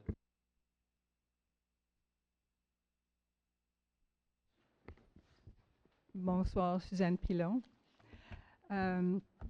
Quelques petits commentaires. Autour du temps que le schéma de ménagement était en développement en 2020-2021, j'ai même appelé à la MRC pour avoir plus d'informations sur ce processus-là, etc. Puis toute la question de donner des droits acquis, etc., Ça m'a été expliqué que c'était quelque chose de transition, une mesure de transition pour des gens qui avaient des projets déjà entamés à un certain niveau, pour que ça puisse continuer une fois les règlements changés. Mais il me semble que quand on commence à parler de que ça traîne depuis 4-5 ans, ce n'est plus une mesure de transition. Ça devient, surtout quand on parle que des promoteurs ont été avisés d'avance que les règlements étaient pour changer, puis s'ils voulaient faire quelque chose, faites vite, là, entrez votre projet, puis vous allez être donné un droit acquis. Donc, ça, je trouve ça, c'est pas comme faire les devoirs, et etc. C'est contourner le système, parce que c'est censé être pour des choses qui sont déjà en cours. C'est pas à invitation spéciale pour pouvoir entrer quelque chose en marche après le changement de règlement. En plus, je suis complètement d'accord avec Denise puis avec Nathalie pour la question de chercher un avis juridique sur le fondement de droit acquis dans cette situation-là. Parce que si jamais il s'avère que ce n'est pas fondé, ça va arrêter toutes les procédures de là. Donc, dépenser quelques dollars pour avoir un avis juridique qui pourrait peut-être arrêter tout, parce que s'il n'y a pas de fondement, et pour moi, les cloches d'alarme sonnent quand je sais qu'un avis a été demandé et refusé, même avec du temps gratuit, ça a été toujours refusé. C'est comme, pourquoi est-ce qu'il y a peur que la réponse soit non, il n'y a pas comme de fondement pour procéder sous quelque chose sur un droit acquis. Ça pourrait, dans le fond, sauver beaucoup plus d'argent. On parle on est préoccupé par les coûts. Pourquoi pas commencer par la base, la question de fond. Ensuite, la question d'avoir un référendum, même si ça à première allure, certains mérites. Pour moi, c'est une façon de diluer la discussion. Parce que pendant une période électorale, en ce moment, on est en période de retour à l'école pour les gens. Ensuite, la période électorale. Il y a plein d'enjeux déjà dans des élections. J'en ai fait, je sais. Donc, moi, j'ai peur que le monde ne va pas avoir assez d'argent. Assez d'informations pour pouvoir faire une décision éclairée. Je pense que les enjeux sont tellement importants que ça mérite d'être vu à la lumière du jour et en soi, pas mélangé avec tout le reste électoral. Donc, ça serait hâtif pour moi de demander aux gens en même temps de voter sur ça. Plein de gens vont arriver.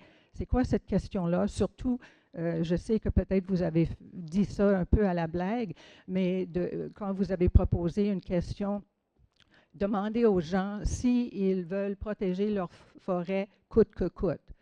Écoutez, non, mais coûte que coûte, c'est comme... C'est pas comme le point a été fait que la valeur de ça, c'est pas juste l'argent non plus. Et surtout quand on a des moyens peut-être d'arrêter la discussion là, en faisant un regard approfondi sur la question du fond, et c'est refusé. C'est refusé. Donc, ça, c'est des gens qui ne s'occupent pas du prix, parce que si on peut l'arrêter tout de suite et pas aller en poursuite des promoteurs, ou il faut questionner aussi pourquoi en tout cas, je ne sais pas, j'avoue, j'ai fait des notes très rapides, mais il me semble que ça serait hâtif diluer la discussion, ce qui est peut-être un avantage pour certains, d'enlever le regard de tout le monde sur ça. Mais je pense que ça mérite d'être considéré tout seul comme faux.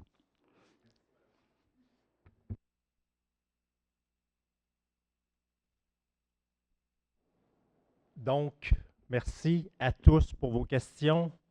On va faire une mise à jour sur le dossier au prochain conseil également. Je pense que ça va être important. On parle beaucoup d'avis juridiques. On a des avis juridiques à l'interne. Un conseil parle par résolution également. C'est important de comprendre ça. S'il faut en demander un autre avant le 16, j'ai aucun problème avec ça. Comme vous dites, je pense qu'on a, si je ne me trompe pas, déjà un ou deux par rapport à ça. Mais je- ce qu'on a comme information, c'est pas tout vert ou tout noir ou tout blanc. C'est ambivalent même par les professionnels. Donc, il y a une part de responsabilité qui nous revient et on doit assumer la décision. Donc, c'est important de voir tous les enjeux dans ces décisions-là. On va faire une mise à jour au prochain conseil, assurément, à ce niveau-là. Je reviens donc à l'ordre du jour. Oui, Madame Plamondon, on prend une petite pause avant de commencer, pas de problème. On prend un petit 1 minute, 2 minutes, rapidement, Madame Plamondon, merci, et on recommence, ça ne sera pas long. Merci.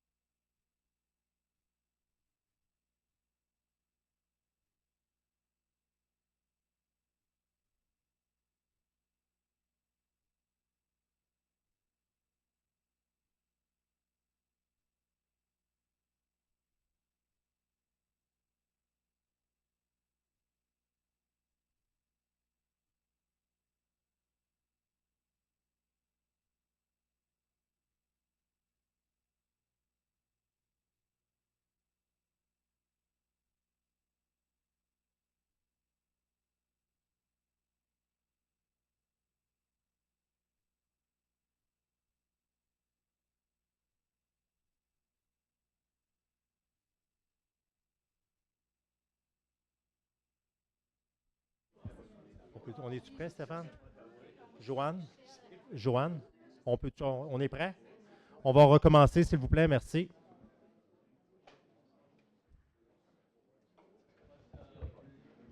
Nat? Nathalie?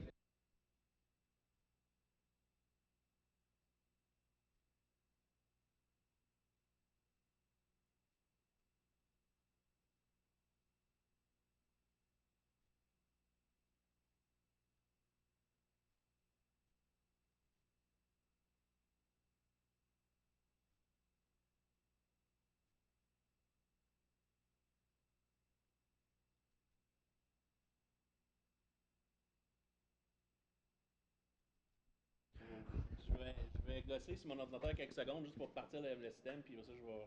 Donc, on attend-tu? Ah, ou... ben vas-y, il me reste un quart de faire. Donc, on reprend, on poursuit, on est rendu au point 3. Donc, adoption de l'ordre du jour du 28 août 2025. Il est proposé par Mme Plamondon, appuyé par M. Normandin. Il est résolu que l'ordre du jour de la séance ordinaire du 28 août soit adopté avec la modification au l'ajout au point 5.7. 5.7, demande de commandite. Merci, M. Parent. On s'en va au 4.1, adoption du procès-verbal de la dernière séance ordinaire du 2 juillet 2025. Attendez juste un instant, sinon ça va crier, puis là, je vais partir du système. J'ai mis le chauffage là, dans. J'ai installé le chauffage dans les salles.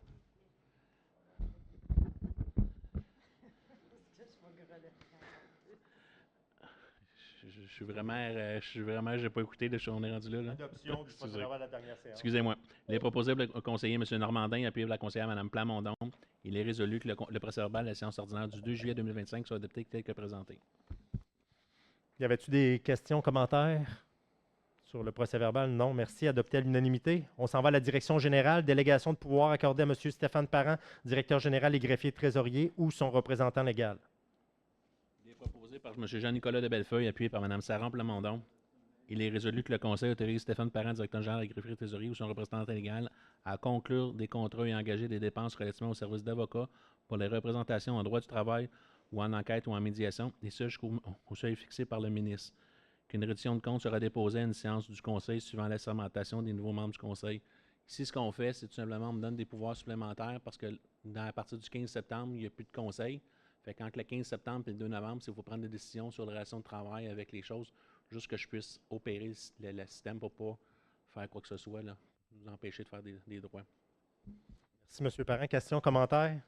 Adopté à l'unanimité. 5.2, résolution d'autorisation à M. Stéphane Parent, directeur général et greffier trésorier, ou son représentant légal, d'entreprendre tout grief, tout recours ou tout dépôt d'appel devant les tribunaux.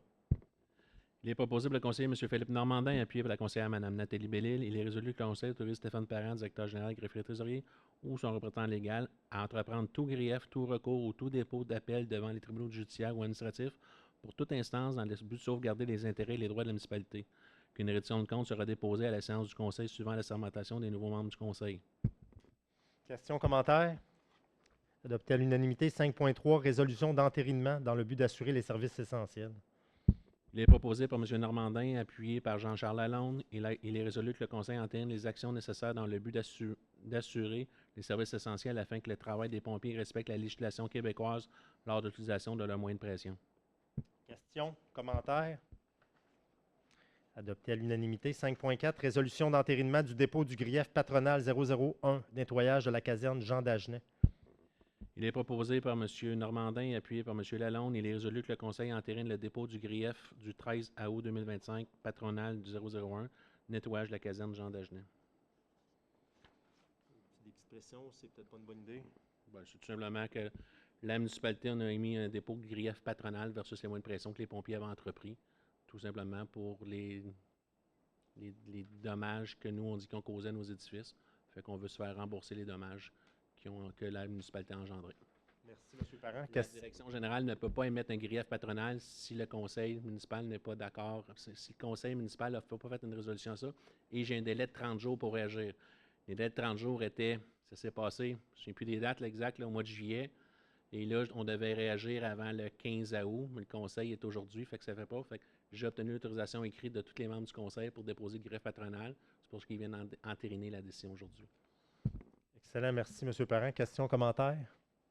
Adopté à l'unanimité. 5.5, reprise de l'application du règlement numéro 616-20 concernant le soutien financier entourant l'entretien des chemins privés. Proposé par M. de Bellefeuille, appuyé par Mme Bellil, il est résolu que le Conseil autorise la reprise de l'application du règlement numéro 616-20 concernant le soutien financier entourant l'entretien des chemins privés pour la saison hivernale 2025-2026 sans rétroaction. Qu'aucun paiement relatif à l'application du règlement ne soit fait avant l'année 2026.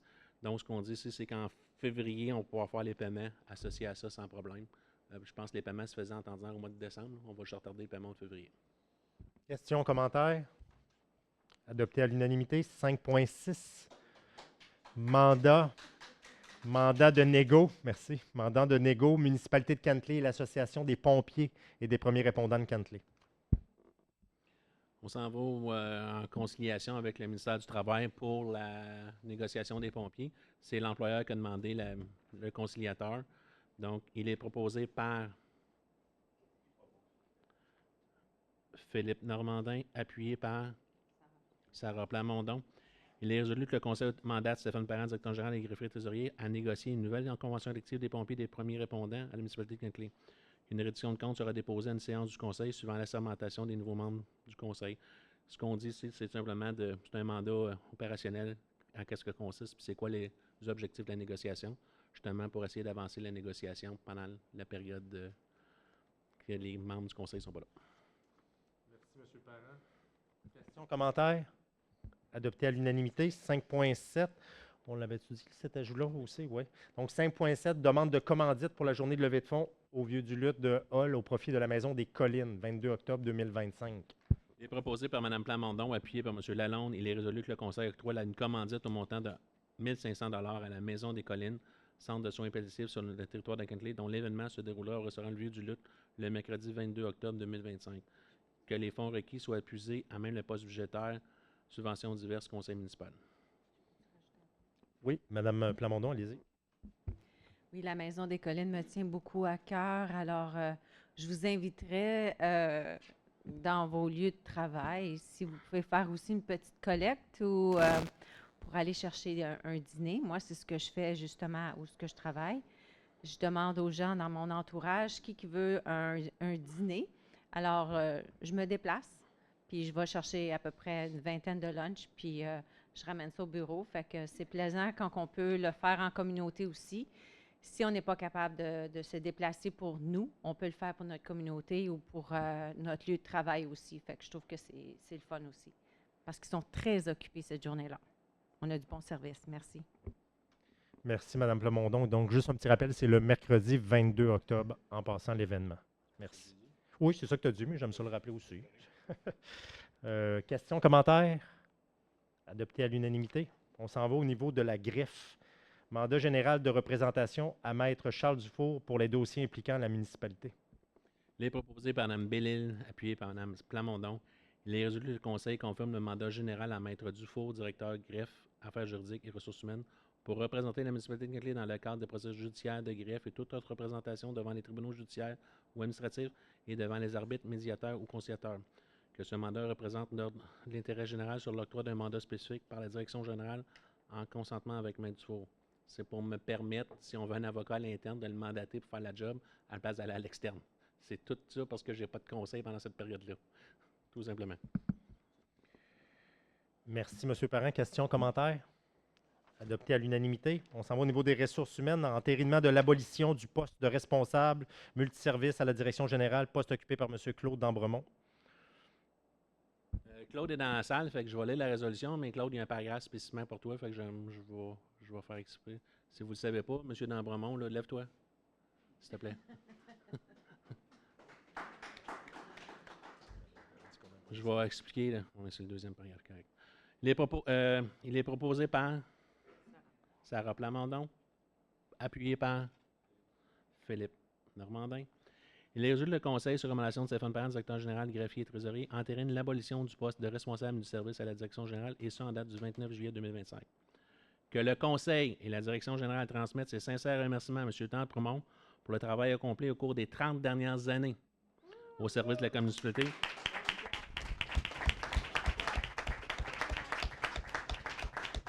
Et lui souhaite beaucoup de succès dans les projets futurs. Claude a commencé comme tu peux y aller, vas-y. Contremaître.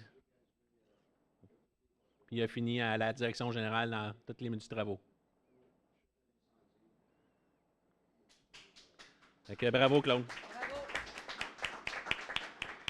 Merci, Claude. Bonne continuité, mon cher. Merci. Donc, adopté à l'unanimité. Merci. 7.2. Entérinement de l'embauche de Martin Sirois à titre de directeur du service de l'urbanisme et de l'environnement. Il est proposé par Philippe Normandin et appuyé par Jean-Charles Lalonde.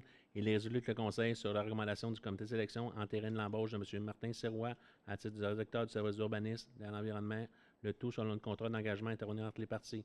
Que la dite embauche est sujette à une probation probatoire de 6 mois à la date d'embauche. Que le Conseil autorise Stéphane Parent, directeur général et référé, à signer contrat d'engagement à intervenir entre les parties, et ce, pour le nom de la municipalité de Quinquelé. Que les fonds requis soient puisés en main des différents postes budgétaires, salaires, avantages sociaux et urbanistes. Je vais juste confirmer, je vais parler après. Oui, questions, commentaires?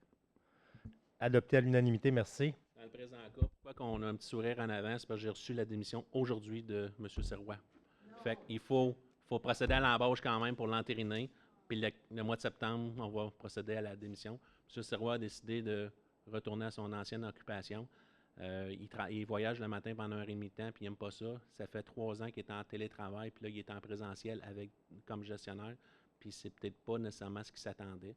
Il est heureux, il aime l'atmosphère, il aime l'environnement, mais il n'aime pas ce déplacement-là, puis il veut retourner travailler avec ses dossiers à lui, pas d'interaction. Il aime mieux ça. Fait que tout simplement, ça fait qu'il aurait fait 1 mois avec nous. C'est pas une question qu'on s'entend pas. C'était vraiment amical. Je trouvais que ça allait très bien, c'était bien agréable. C'est un choix personnel qu'il a fait, puis il retourne à son ancien emploi. Merci, M. Parent, pour les précisions. Autres questions, commentaires? Adopté à l'unanimité?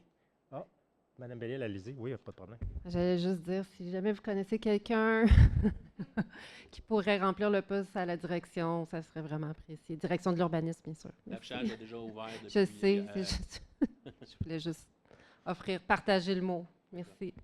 Merci, Mme Bellil. 7.3, point d'information, tableau des embauches et mouvements de main-d'œuvre et mise à jour de l'organigramme. Merci, M. Parent. On s'en va au niveau des finances, adoption des comptes payés au 19 août 2025. 8.1. Il est proposé par M. Normandin, appuyé par M. Lalonde. Il est résolu le Conseil, sur recommandation de M. Derek Murphy, directeur des finances, approuve les comptes payés au 19 août 2025, se répartissant comme suit. Un montant de 964 884 pour le paiement des salaires, discussion de la source. Un montant de 3 443 915 pour les dépenses générales, pour un grand total de 4 408 779 Questions, commentaires? Adopté à l'unanimité, merci. Adoption des comptes à payer au 20 août 2025. Juste parce que j'ai vu qu'il y avait une erreur sur le document, je vais faire corriger. Il est proposé par M. Normandin, appuyé par M. Lalonde. Il est résolu que, sur recommandation de Derek Murphy, directeur des finances, approuve les comptes à payer au 20 août 2005 pour un montant de 393 999 Questions, commentaires? Adopté à l'unanimité. 8.3, adoption du règlement numéro 743-25 décrétant une dépense et un emprunt de 879 000 pour l'acquisition de divers équipements majeurs destinés au service des incendies et des premiers répondants. Il est proposé par M. Lalonde, appuyé par M. Normandin. Il est résolu que le Conseil adopte le règlement numéro 743-25 décrétant une dépense et un emprunt de 979 000 pour l'acquisition de divers équipements majeurs destinés au service d'incendie et de premiers répondants. Ici, on parle juste d'équipements majeurs, là. On parle d'habits de combat, les manteaux qu'ils ont quand ils interviennent sur un combat, là, rouge ou orangé. On parle des bornes sèches, c'est où est-ce qu'on ramasse l'eau sur le territoire puis de 235 000 de divers équipements, là, des pompes, des choses de même. C'est pas nécessairement dire qu'on va faire l'acquisition demain matin de tout ça. Les habits de combat, on est obligé parce qu'on a une règle de CSST qui nous donne l'obligation de les changer après 10 ans. Et il y a d'autres règles qui viennent d'entrer en vigueur parce qu'il y a beaucoup de cancers chez les pompiers et c'est dû à ces matériels-là. Donc, il faut faire un changement. Il y a une inspection qui se fait annuellement et on a une décision de la CSST qui nous ordonne de commencer à penser aux modifications. Fait qu'on prévoit le cas. On ne veut pas acheter les 62 bunker suits on va le voir tantôt, là, on n'achètera pas les 62 bunker suits d'un coup. On va les acheter de façon progressive d'ici un an. Mais puis là, à cette heure, c'est plus juste un bunker suit, il faut avoir un bunker suit de réserve. Fait que quand je vais prendre M. d'Ambremont, il s'en allait au feu. Avant, il prenait son bunker était dans son char à l'époque, il le mettait là au feu, il les ramenait. S'il était sale un peu, il l'essuyait, puis il le remettait dans son char, puis il le remettait le lendemain ou sur le lendemain. Aujourd'hui, il s'en va au feu. Il ne l'a pas avec lui. Ils sont dans les véhicules d'incendie. Il s'en va au feu. Quand il a fini, il se déshabille quasiment sur le feu. Ils mettent ça dans des boîtes et c'est parti nettoyer. Mais s'il y a un feu le lendemain matin, ben, il faut un autre bunker. Fait qu'on appelle ça des bunkers de réserve. Fait qu'on n'a pas le choix de faire cet exercice-là pour ça. J'en parle là, j'en parlerai pas plus tard dans la résolution pour la commande, mais ça revient à ça. Si je peux me permettre aussi, c'est des coûts importants. Puis je le vois avec les policiers aussi. Des fois, on a remis en question des gilets pare-balles de police qu'on avait achetés il y a 10 ans, mais les règles, le ministère demande de faire l'achat. On est pris entre l'arbre et l'écorce. On est obligé. Puis en même temps, de l'autre côté, ben, c'est notre sécurité chez nous, là. Donc, c'est nos gens, je pense qu'il y a une importance qu'il faut regarder. Le coût ici est important, mais c'est la sécurité. Donc, c'est dur, après tout ce qu'on a mis dans la sécurité, de ne pas aller de l'avant. Il y a des choses qui sont obligatoires, mais on veut prendre soin aussi de nos pompiers. Là, fait que c'est important de... Monsieur le maire, quand ils ont entré dans le feu, vous et moi, l'habiller ce qui est nécessaire. Je vous confirme. C'était très nécessaire. Un travail pas facile que je ne ferai pas, en effet. Donc, autres questions, commentaires? Adopté à l'unanimité, merci. On s'en va au niveau des travaux publics. 9.1. Acceptation finale et autorisation de paiement de la retenue à la firme 636 94 72 Canada Inc. Equinox JMP pour les travaux de réfection de la montée Saint-Amour phase 2, contrat numéro 2023-21. Il est résolu que le conseil sur convention, M. Richard Cossine, chef de service d'exploitation et projet, émette l'acceptation finale des travaux et autorise le paiement de la retenue d'une somme de 194 886 taxes en su, représentant 5 de la valeur des travaux à la firme 63 69 472 Canada Inc. Equinox JMP pour les travaux de réfection de la montée Saint-Amour phase 2, contrat numéro 2023-21. Je me permettrais de mentionner, Richard, on est en dessous du budget de 900 000 sur les provisions qu'on avait. Fait que c'est une économie là, pour la population. C'est 900 000 en bas de ce qu'on avait prévu. Je n'ai pas nommé Jean-Nicolas puis Sarah. C'était proposé par Jean-Nicolas, appuyé par Sarah. Monsieur De. Oui, aussi un gros merci encore à M. Bussière pour la contribution, la subvention qu'on a eue pour l'asphaltage de ce chemin-là. Au moins 50 nous a été donné pour rendre le projet possible parce que c'était des coûts très importants. Excellent. Merci. Autres commentaires? Adopté à l'unanimité. 9.2. Acceptation finale et autorisation de paiement de la retenue à la firme Eurovia Québec Construction pour les travaux de resurfaçage de la rue du Commandeur et de Bouchette, contrat numéro 2024-13 et 2024-14. Il est proposé par M. Lalonde, appuyé par Mme Plamondon. Il est résolu que le Conseil, sur recommandation de M. Richard Cossine, chef de service exploitation et projet, émette l'acceptation finale des travaux et autorise le paiement et la retenue d'une somme de 23 851 taxes en su, représentant 5 de la valeur des travaux à la firme Eurovia Québec Construction pour les travaux de resurfaçage de la rue du Commandeur et de Bouchette, contrat numéro 2024-13 et 2024-14. Questions, commentaires? Adopté à l'unanimité. 9.3. Autorisation de procéder à la signature d'un protocole d'entente entre la municipalité de Kentley et la MRC des Collines de l'Outaouais, projet aménagement d'une piste multi-usage et d'un débarcadère sur la rue Mont-Joël. Il est proposé par Mme Plamondon, appuyé par M. Lalonde. Il est résolu que le Conseil autorise la signature du protocole d'entente entre la municipalité de Kentley et la MRC des Collines de l'Outaouais relativement à une contribution financière non remboursable et non récurrente, maximum de 210 000 dans le cadre du Fonds régional des ruralités, FAR volet 3, pour la réalisation du projet aménagement d'une piste multi-usage et d'un débarcadère sur la rue Mont-Joël. Que M. Gomez, maire, M. Parent, directeur général, ou le représentant légal soit autorisé à signer pour le nom de la municipalité de Kentley tous les documents pertinents à la présente résolution. Ça ici, c'est une enveloppe là, qui nous avait été donnée, une enveloppe d'environ, je fais x7, là, plus ou moins 1,4 million, 1,3 million, qui avait été donnée à la MRC des Collines, qui a été redistribuée parmi les municipalités pour développer un projet à l'intérieur de la municipalité qui touchait un peu la vitalité, le transport actif, etc., etc. Donc, merci à la MRC par rapport à ça. Autre question, commentaire? Adopté à l'unanimité, merci. 9.4. Résolution approuvant la demande d'aide financière proposée par le ministère des Transports du Québec dans le cadre du programme d'aide à la voirie locale, volet redressement et sécurisation, chemin Vigneault. Il est proposé par M. Debellefeuille, appuyé par M. Normandin. Il ajoute que le Conseil présente une demande d'aide financière auprès du ministère des Transports du Québec pour les travaux initiés dans le cadre du programme d'aide à la voirie locale, le PAVEL, volet redressement et sécurisation, et confirme son engagement à réaliser des travaux sur le chemin Vigneault de la rue Prince à la rue Monté-Paiement, selon les modalités applicables en vigueur et reconnaît qu'en cas de non-respect de celle-ci, l'aide financière sera résiliée. Que le Conseil certifie que M. Parent, directeur général de l'agriculture, est autorisé à signer tous les documents ou ententes à cet effet, y compris la convention d'aide financière lorsqu'applicable avec le ministère des Transports et de la Mobilité durable.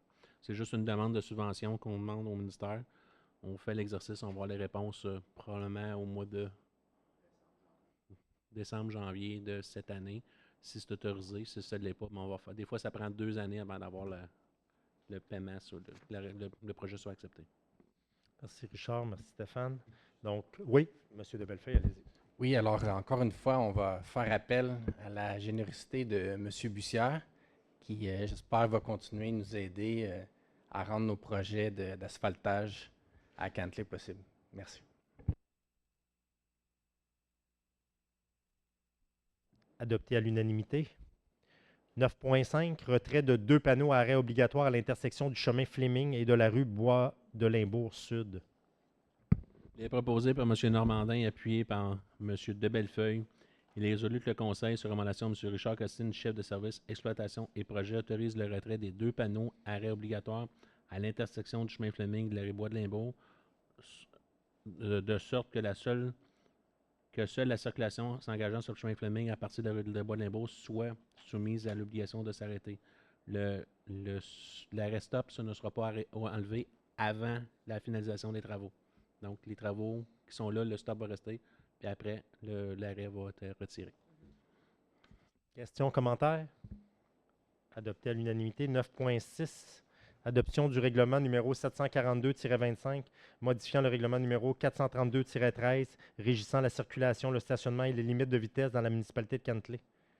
Il est proposé pour la conseillère Mme Bellil, appuyé pour le conseiller M. Lalonde. Il est résolu que le Conseil adopte le règlement numéro 742-25, modifiant le règlement numéro 432-13, régissant la circulation, le stationnement et les limites de vitesse dans la municipalité de Cantley. Merci, M. Parent. Questions, commentaires? Adopté à l'unanimité. On s'en va au niveau des loisirs, culture et des parcs. Donc, 10.1, adoption de la politique des loisirs, de la culture et de la vie communautaire. Loi 2025-001. Il est proposé par Mme Sarah Plamondon, appuyé par M. Philippe Normandin. Il est résolu que le Conseil, sur recommandation de M. Stéphane Parent, directeur général des Grands Trésoriers, adopte la politique de loisirs, de la vie culturelle, de culture et de la vie communautaire, jointe à la présente résolution. Que la présente politique est en vigueur à compter de l'adoption et révisée au besoin pour remplacer toutes les politiques ou pratiques antérieures. Ici, vous remarquez que c'est moi qui la recommande. Ça ne devrait pas être moi, ça devrait être le directeur des services et loisirs. Mais juste à titre d'information, M. Bruno est hospitalisé puis il est malade. Fait que c'est pour ça que c'est moi qui ai pris la relève. Merci, M. Parent. Questions, commentaires? Adopté. J'aimerais mettre un commentaire. M. Lalonde. J'étais anciennement président du comité des loisirs, que Mme Plamondon a fait le suivi par la suite. Je voudrais remercier les bénévoles qui ont travaillé à aider à rédiger cette politique des loisirs. C'est des heures et des heures de travail qu'ils ont mis et consacré. Je voudrais remercier Mme José Fortin et David Willy qui ont mis beaucoup de temps là-dessus avec la collaboration de, justement, Guy Bruno. Merci. Oui. Oui, certains OBNL aussi ont aidé aussi. Là. Fait que, merci à tous ces gens-là pour... je sais que le travail est ardu. Ça avait débuté, je pense, en 2022, 2023. Puis ils viennent juste de terminer ça il n'y a pas si longtemps cet été. Fait que merci pour votre travail. Merci, Monsieur Lalonde.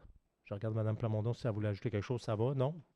Oui. Ben, effectivement, moi aussi, je veux remercier toute ma gang parce que vraiment, ils ont travaillé fort. Puis écoute, c'est une politique qui va vraiment encadrer tout ce qu'on va pouvoir faire en culture, événements. Ça va bien encadrer les développements des sujets, puis comment on va faire une présentation de certaines choses. Fait que non, c'est une belle politique. Ça a été bien pris en soin. Il y a eu plusieurs personnes qui sont venues à une consultation publique avec les OBNL et puis, ça nous a permis d'avoir un peu le pouls de la communauté pour savoir qu'est-ce qu'ils voulaient et tout ça. Fait que c'est un bon outil à avoir dans notre coffre à gants. Merci. Merci, Mme Plamondon. Autre question, commentaire? Adopté à l'unanimité. 14.1, donc on s'en va en sécurité publique. Étude du potentiel d'un regroupement des services de sécurité incendie. Il est proposé par M. Philippe Normandin et appuyé par la conseillère Mme Bellil. Il est résolu que les présentes résolutions soient adoptées et qu'elle statue et décrète ce qui suit. Le conseil municipal de Kentley s'engage à participer au projet d'étude du potentiellement d'un regroupement des services de sécurité d'incendie. Que le conseil accepte d'assumer une partie des coûts, à savoir l'apport minimum exigé dans le cadre du programme. Que le conseil nomme la municipalité de Kentley organisme responsable du projet et autorise le dépôt du projet dans le cadre du volet coopération, gouvernance et fonds régional de la ruralité sous le volet coopération intermunicipale. Que le conseil désigne Stéphane Parent, directeur général et greffier pour signer tous les documents nécessaires et utiles pour demander par l'organisme municipal responsable du projet aux fins de la présente demande de subvention. Ce qu'on fait ici, c'est que le ministère de la Sécurité publique offre une subvention aux municipalités de se regrouper pour les services d'incendie. Donc, on fait une étude des corps d'incendie de la municipalité, de la MRC des Collines, La Pêche, Chelsea, l'Ange Gardien, nous, je n'oublie une, mais toutes les Pontiac vont participer à cet exercice-là pour voir ça. L'apport de la municipalité, de chaque municipalité, est de 1 000 $. L'apport de la MRC par les subventions est de plus de 10 000 $. Et le rapport va sortir, puis on va voir c'est quoi l'objectivité de si on est capable d'avoir des économies de groupe et peut-être de fusionner des services ensemble. Je vous donne un exemple. Là. Un camion échelle, ça ne donne rien d'avoir une dans chacune des municipalités, mais d'en avoir un pour de la gang, puis qu'on partage. Et peut-être même d'acheter de l'équipement en commun, d'avoir le même matériel dans les 5 services, ces éléments-là. Merci, M. Parent. Puis je vous dirais que à la MRC, on regarde pour justement regrouper les services. On l'a fait avec la collecte des déchets. On le fait là avec les services incendies, les services d'avocats, les services informatiques, les services administratifs, toutes les économies d'échelle qu'on peut faire au lieu de dédoubler ce qu'on a dans nos municipalités. On en jase beaucoup depuis longtemps. Là, naturellement, on s'en va en campagne électorale, mais je pense que c'est quelque chose qui va demeurer par la suite au niveau de la MRC. Puis on va regarder tout ce qui peut être fait. Donc, ces études-là, avec ces potentiels-là, je pense, sont importants. Il y a des économies importantes qu'on peut aller chercher à ce niveau-là. Autres commentaires? Questions? Adopté à l'unanimité. 14.2, autorisation de procéder à l'achat d'habits de combat, service des incendies et des premiers répondants, contrat numéro 2025-2021. Il est proposé par Philippe Normandin, appuyé par Sarah Plamondon. Il est résolu que le Conseil, sur recommandation de M. Richard Letourneau, directeur des services d'incendie et des premiers répondants, accepte la proposition de la compagnie Arsenal pour l'achat d'habits de combat pour une dépense et un paiement totalisant 262 260 $, taxe en su, contrat 2025-21. Que les fonds requis soient puisés à main le règlement d'emprunt 743-25. C'est un appel d'offres qu'il y a eu sur le SAO, fait un appel public. On a eu un soumissionnaire, tout simplement, mais ça fait partie. Il y a déjà des ententes provinciales, puis c'est le même prix que les ententes provinciales qui ont été fixées. Merci, M. Parent. Il reste un dernier point au niveau, c'est dans la section d'hiver, donc c'est un support aux événements pour Course sur neige 2026, le 17 janvier et le 21 février 2026. Il est proposé par Mme Bellil, appuyé par M. Normandin. Il est résolu que le Conseil, sur recommandation de Stéphane Parent, directeur général et greffier, autorise sans frais la mise à la disposition de poubelles, bacs à recyclage et de barrières à sécurité sur le site d'événements les 17 janvier et 21 février 2026, course de neige 2026. Questions, commentaires? Adopté à l'unanimité. Ça nous amène à la deuxième période de questions.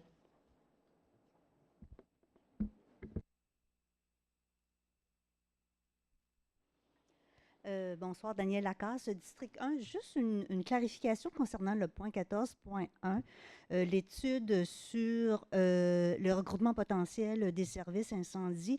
Est-ce que le résultat de l'étude est déjà un acquis en ce sens où on va vers le regroupement, ou si l'étude peut dire qu'un regroupement n'est pas nécessairement à l'avantage des citoyens?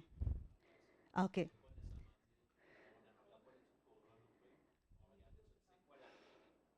Excusez, on ne regarde pas nécessairement pour dire qu'on regroupe ou on ne regroupe pas, ou on regarde l'étude pour dire c'est quoi les avantages de faire telle chose ou telle chose, et ainsi de suite.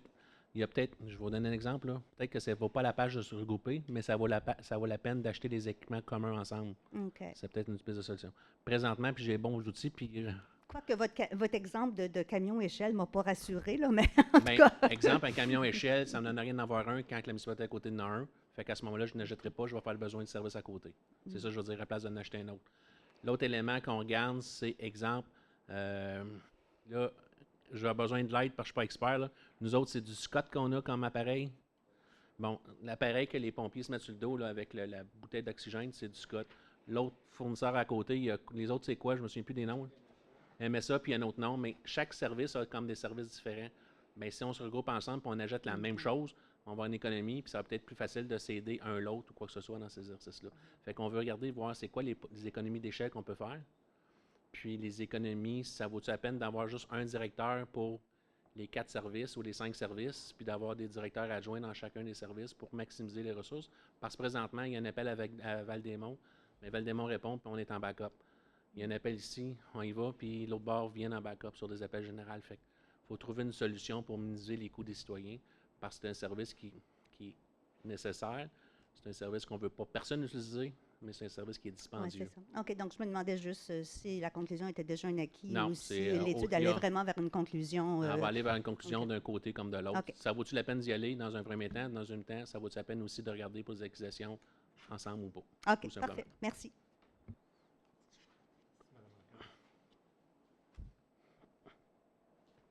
Patrick Hannon, district.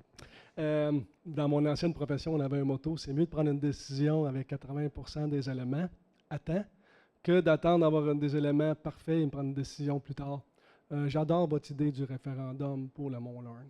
Et je m'explique pourquoi je le dis, c'est que on a l'occasion qu'on va aller chercher un haut taux de participation aux élections. Les élections, c'est là qu'on a le plus de taux de participation. Et comme cet hiver, faire sortir du monde par après pour aller voter, surtout en hiver, c'est pas facile. Moi, je crois que l'enjeu du Mont-Laurent, peu importe qu'on attend que le promoteur le présente, ça ne change rien. L'enjeu qu'on entend, c'est c'est pas nécessairement mon opinion à moi, mais on n'en veut pas du développement au Mont-Laurent. Donc, la question est simple que vous avez posée. Êtes-vous prêt à protéger le Mont-Laurent à tout prix? Et à tout prix est essentiel. Parce que vous avez déjà un avis juridique, même si on attend un deuxième. Déjà, ce soir, les deux parties nous ont dit entre 10 et 100 millions.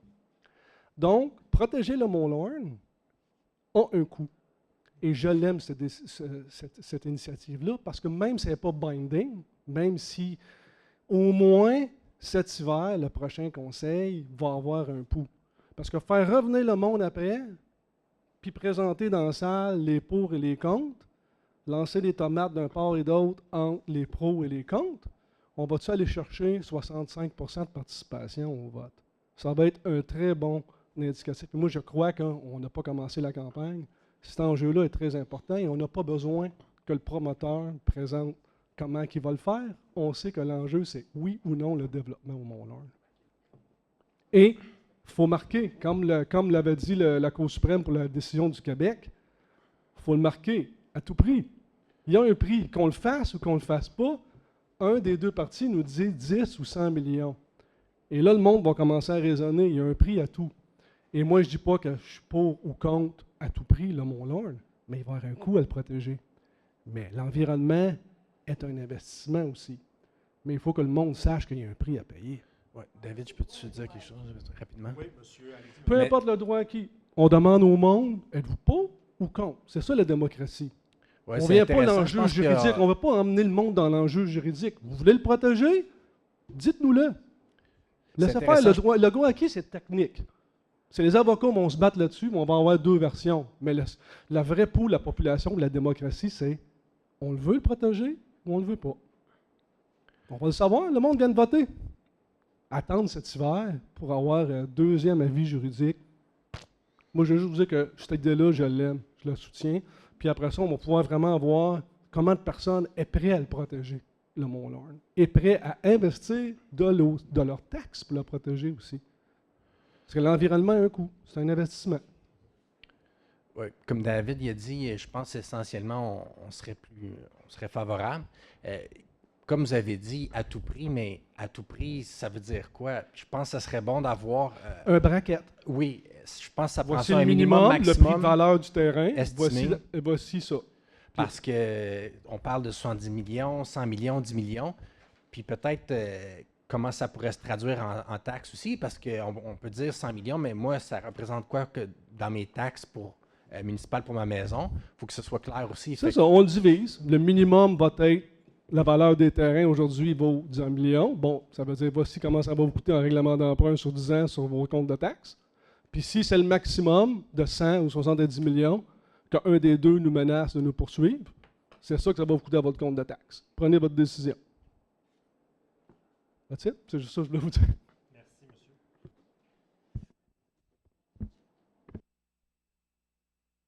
Louise Martin, District 1. C'est bien beau ce que monsieur vient de dire, mais moi, je vais être honnête avec vous. Ça fait 25 ans que je demeure à Kentley et ce n'est que dernièrement que j'ai entendu parler du Mont Lorne. Donc, présenter une question comme ça en référendum, la majorité, je vous garantis que la majorité des citoyens de Kentley ne savent même pas c'est quoi le Mont Lorne. Fait qu'on va leur présenter ça. Donc, présenter ça aux gens entre une échelle entre 50 millions et 100 millions, c'est sûr que ça ne passe même pas parce que la majorité des citoyens, tant qu'à moi, ils ne savent même pas c'est quoi le Mont Lorne et qu'est-ce que ça vaut. C'est mon point de vue. Juste rapidement, David. Oui. Ben, la question pourrait inclure brève description là, pour une forêt spéciale ou pour l'environnement, en parenthèse, ou ça pourrait être formulé. Pierre Nantel, District 1. Premièrement, merci pour la résolution. Merci pour la résolution. Là.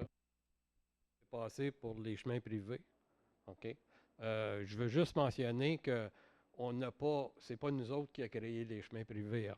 C'est l'ancienne municipalité de Gatineau qui les a créés. OK? On fait juste se trouver sur des chemins privés. Mon deuxième point, c'est que avant de commencer à faire des référendums sur le Mont Lorne puis tout ça, on devrait peut-être 100 millions, 200 millions, 400 millions. J'aimerais ça avoir par écrit, là, où le monde prenne leurs chiffres. OK? Si vous faites un référendum puis vous dites, êtes-vous d'accord de sauver le Mont Lorne, ça va coûter 200 millions, tout le monde va voter non. Puis il n'y a personne qui sait comment ça va coûter. Okay? Le point le plus important du Mont Lorne, c'est que si la ville décide de dire le droit acquis qu'on a donné n'était pas légal, puis nous, on fait une résolution, on le cancelle, il va avoir c'est sûr que l'entrepreneur, il va tenter des choses, mais s'il n'est vraiment pas juridiquement potable, ce droit acquis-là, la ville, elle va gagner en cours, comme on a gagné pour les chemins. On s'est fait dire par quelqu'un qu'on n'avait pas le droit de faire de règlement de chemin. On est allé en cours, puis ils nous ont répondu, non, c'est pas vrai. Premièrement, ce gars. Puis, fait qu'avant de faire des référendums, il faudrait savoir c'est quoi la question que vous voulez. Est-ce que, une des questions, c'est est-ce que vous voulez que la ville remette en question le droit acquis? Oui ou non, pour sauver le Mont Lorne. Il y a une décision politique à prendre par le conseil puis le nouveau conseil. Puis c'est pas des questions d'aller devant la population puis faire des référendums sur des chiffres lancés dans les airs comme ça, puis toute l'équipe. Je vais vous relancer la balle. de dire qu'on protège des terrains privés après que le conseil ait donné des droits à ces personnes-là, ça aussi, ça peut paraître de l'autre côté, c'est quand même questionnable, ça aussi. Mais j'entends ce que vous dites, un avis juridique. En plus de ce qu'on a, je veux vérifier, je l'ai mis dans mes notes, si ça peut être fait d'ici 2 semaines, j'apprécierais énormément. Mais de ce qu'on a actuellement, c'est tout peut être remis en question, mais à quel prix, ça, les avocats ne se penchent pas là-dessus, trop, tu sais. Puis mon autre question, c'est quoi ce droit acquis-là? En effet. OK? Ouais. Moi, je l'ai lu, la résolution qui a été proposée, puis ça ne décrit pas ce que les... Ça fait juste dire qu'il n'y a aucune définition de ce droit acquis-là.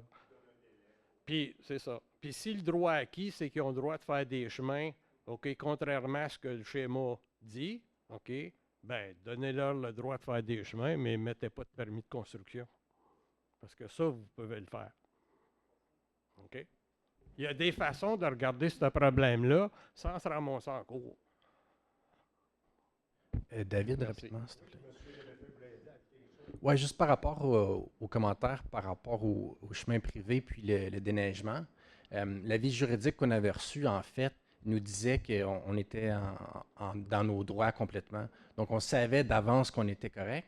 Puis, j'ai l'impression un peu le gouvernement provincial, pour une raison, ils n'aimaient pas trop ça. Puis, ils nous ont poursuivis en cours, puis ils ont étiré ça. Mais essentiellement, l'avis juridique qu'on avait, qui est des avis juridiques qui nous ont donné des opinions similaires, comme le dossier que vous parlez, ils nous disaient qu'on avait raison. Puis, ben, c'est ça a été long, mais on a gagné, puis finalement. Mais le jugement, là, parle même pas de la légalité du règlement. C'est pas ça qu'il dit.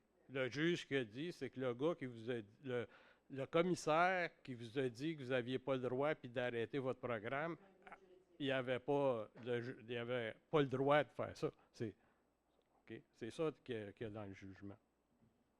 Merci. Bonsoir. Juste faire un suivi sur l'intervention de M. Annan. Je me suis déjà présenté aujourd'hui. Alexandre Kahn, District 3. Pour faire une mise au point sur l'intervention de M. Annan, une question référendaire a un grand impact sur le résultat. Et moi, je mettrais je demanderais d'être prudent envers des extrêmes, comme l'a suggéré M. Annan. C'est clair que dire à tout prix va avoir un résultat que je peux vous dire déjà, la réponse va être non. Pour moi, c'est non. À 1 milliard de dollars, peut-être que je dirais non.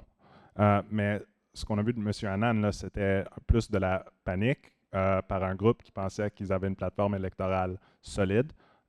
Et ont appris ce soir qu'ils sont peut-être fait une erreur de s'aligner avec d'anciens élus qui étaient l'architecte des droits acquis. Je vais vous arrêter parce qu'on n'est pas ici pour jouer la partisanerie. Je m'excuse. Là. Non, mais je veux juste faire ça au clair parce que quand il essaie de parler de démocratie, c'était pas de la démocratie. Vous le ferez à l'extérieur du conseil municipal. OK. Mais, donc, je vais enlever l'aspect. Je retire le commentaire que je viens de faire, mais de dire que mettre un référendum au mois de novembre sur le Mont Lorne, je pense que ça serait beaucoup trop tôt. Ça serait bien meilleur d'en faire une question électorale. Et si on veut faire un référendum après, on peut avoir des consultations sur c'est quoi la bonne question et c'est quoi les différentes options sur la table. Parce que pour moi, la question extrême que je viens d'entendre, c'est vraiment aucun sens. Il y a du monde qui veulent protéger, peut-être pas toute la montagne. Il y en a qui sont très d'accord avec des projets. S'ils sont approuvés dans le cadre de la réglementation actuelle et pas dans le cadre des droits acquis. Fait qu'il y a vraiment beaucoup de nuances au dossier. Puis moi, je pense que c'est important que le débat ne va pas dans les extrêmes. OK, merci. Juste en finissant la question à propos des travaux sur la rue Fleming, beaucoup de rumeurs sur Internet et aussi les voisins se parlent. Il y en a qui disent que leurs terrains ont été creusés sans accord. Je sais qu'il y a eu des accords mais aussi il y en a d'autres qui n'ont pas été contactés, mais leur terrain a été creusé. Il y en a d'autres qui disent que des arbres ont été coupés qui n'auraient pas dû. Est-ce que vous pouvez faire une mise au point sur la situation? Est-ce qu'il y a de la vérité dans ça ou c'est juste des rumeurs de voisinage? Qu'est-ce qui se passe là? Bien, regardez, je peux bien vous répondre, mais le chargé de projet au dossier est dans la salle, fait qu'il pourrait même vous répondre à toutes ces questions-là. Ah, parfait. Tu vas au micro, Oui, s'il te plaît, merci. pour que ce soit clair pour tout le monde. Là, vous le prenez à brûle pas le point, là, mais...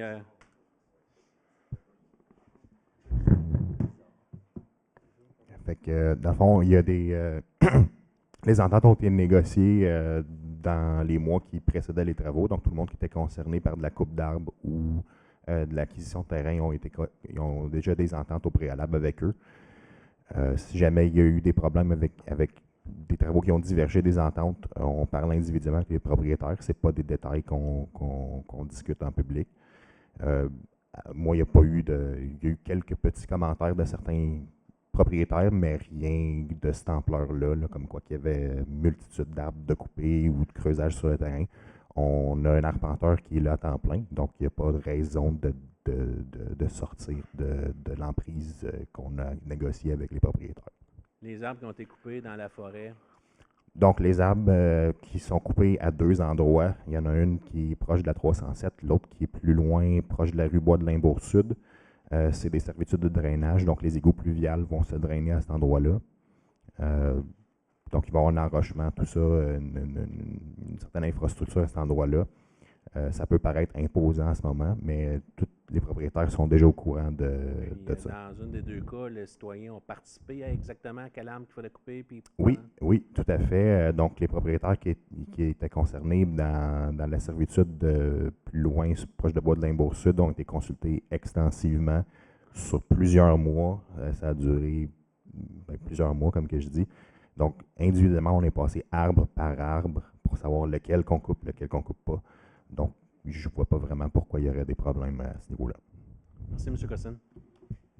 Merci. Je pourrais ajouter pour tous les citoyens, quand il y a quelque chose comme ça, n'hésitez pas à appeler à la municipalité et poser vos questions, assurément. Oui, M. Normandin veut ajouter. Juste pour ajouter que moi, il y a eu une citoyenne qui m'a contacté, qui avait des questions même sur l'entente qu'elle a signée avec nous. On l'a contacté, ça a été réglé avec cette citoyenne-là. Donc, s'il y a d'autres citoyens ou citoyennes qui ont de l'ambiguïté ou des questions par rapport à ce qui a été discuté ou ce qui aurait peut-être dû être discuté, je l'ai dit aussi sur les réseaux sociaux, n'hésitez pas à contacter nous, puis on va s'assurer de vous rencontrer. Et les ententes, c'est pas... des semaines et même des mois ça a été signé. Fait que tous les citoyens concernés par des acquisitions de terrain ont été contactés. On a des ententes parce qu'il y en avait un qui n'était pas fait. On n'aurait pas commencé les travaux. Il fallait une expropriation pour faire des travaux. On n'est pas là. C'est toutes des ententes de gré à gré avec les choses. Et je répète, parce que je les ai vus, les messages des médias sociaux. Ils ont fait des tranchées dans le bois pour mettre des maisons en bas, quoi que ce soit. Ce sont des tranchées pour l'écoulement des eaux. Et dans un des deux cas, je peux vous confirmer, que Charles l'a bien dit, on s'est entendu avec les citoyens, camisant arme par arme pour s'assurer qu'est-ce qu'on coupait et qu'on descendait en bas. Fait qu'il y a eu une consultation citoyenne, il n'y a pas eu imposition de la part de la municipalité. Merci, M. Parent. Ça met un terme à la période de questions. On s'en va la parole aux élus. Je vais donner la parole à Mme Bellil pour commencer. Oui, bonsoir. Donc, mon petit message aujourd'hui, ce soir, c'est à propos, en fait, c'est le Centre de recherche en santé environnementale et en biologie de l'Outaouais. Je suis membre de ce centre de recherche-là en tant que chercheuse. Et j'ai eu comme nouvelle aujourd'hui qu'il y a une étude qu'on cherche à faire, pas une étude, en fait, c'est une intervention suite à des subventions qui ont été reçues pour travailler sur des terrains contaminés, mais ça doit être des terrains qui sont privés. Donc, mon petit message, si vous avez un terrain contaminé et que vous voulez le faire décontaminer à moindre frais que ça vous coûterait si vous aviez à payer la facture au complet vous-même, n'hésitez pas à communiquer avec moi et je vais vous mettre, c'est pas moi qui va faire le travail, là, mais je vais vous mettre en communication avec les personnes du centre qui vont s'occuper de ce projet-là. Et je lance, en même temps, c'est parce que j'ai oublié d'en parler à M. Parent, parce que j'ai eu les nouvelles aujourd'hui. Si jamais à part le dépotoir là, de Kentley, moi je trouve que ça serait un super projet, là, mais s'il y a d'autres terrains contaminés, ils seraient capables apparemment de travailler sur plus d'un terrain. Donc, on pourrait se parler pour le dépotoir. Puis sinon, s'il y en a d'autres, je vous invite à communiquer avec moi. Merci. Sinon, ben, merci pour votre présence ce soir. Puis, on se revoit bientôt. La séance de septembre va arriver quand même rapidement. Donc, à bientôt. J'avais prévu juste faire un petit mot pour le chemin Fleming. Là, on en a déjà parlé un peu. La seule chose que je rajouterais, c'est qu'il y a eu quelques commentaires qui m'ont été communiqués aussi pour le contrôle de la vitesse. Une fois que le chemin va être terminé, je pense que ça va être important de tout le monde de rouler prudemment, mais on reste en mode observation, à savoir si des mesures de contrôle de vitesse vont être nécessaires sur le chemin une fois qu'il va être refait. Donc, merci à tout le monde. Merci, M. Normandin. M. de Bellefeuille.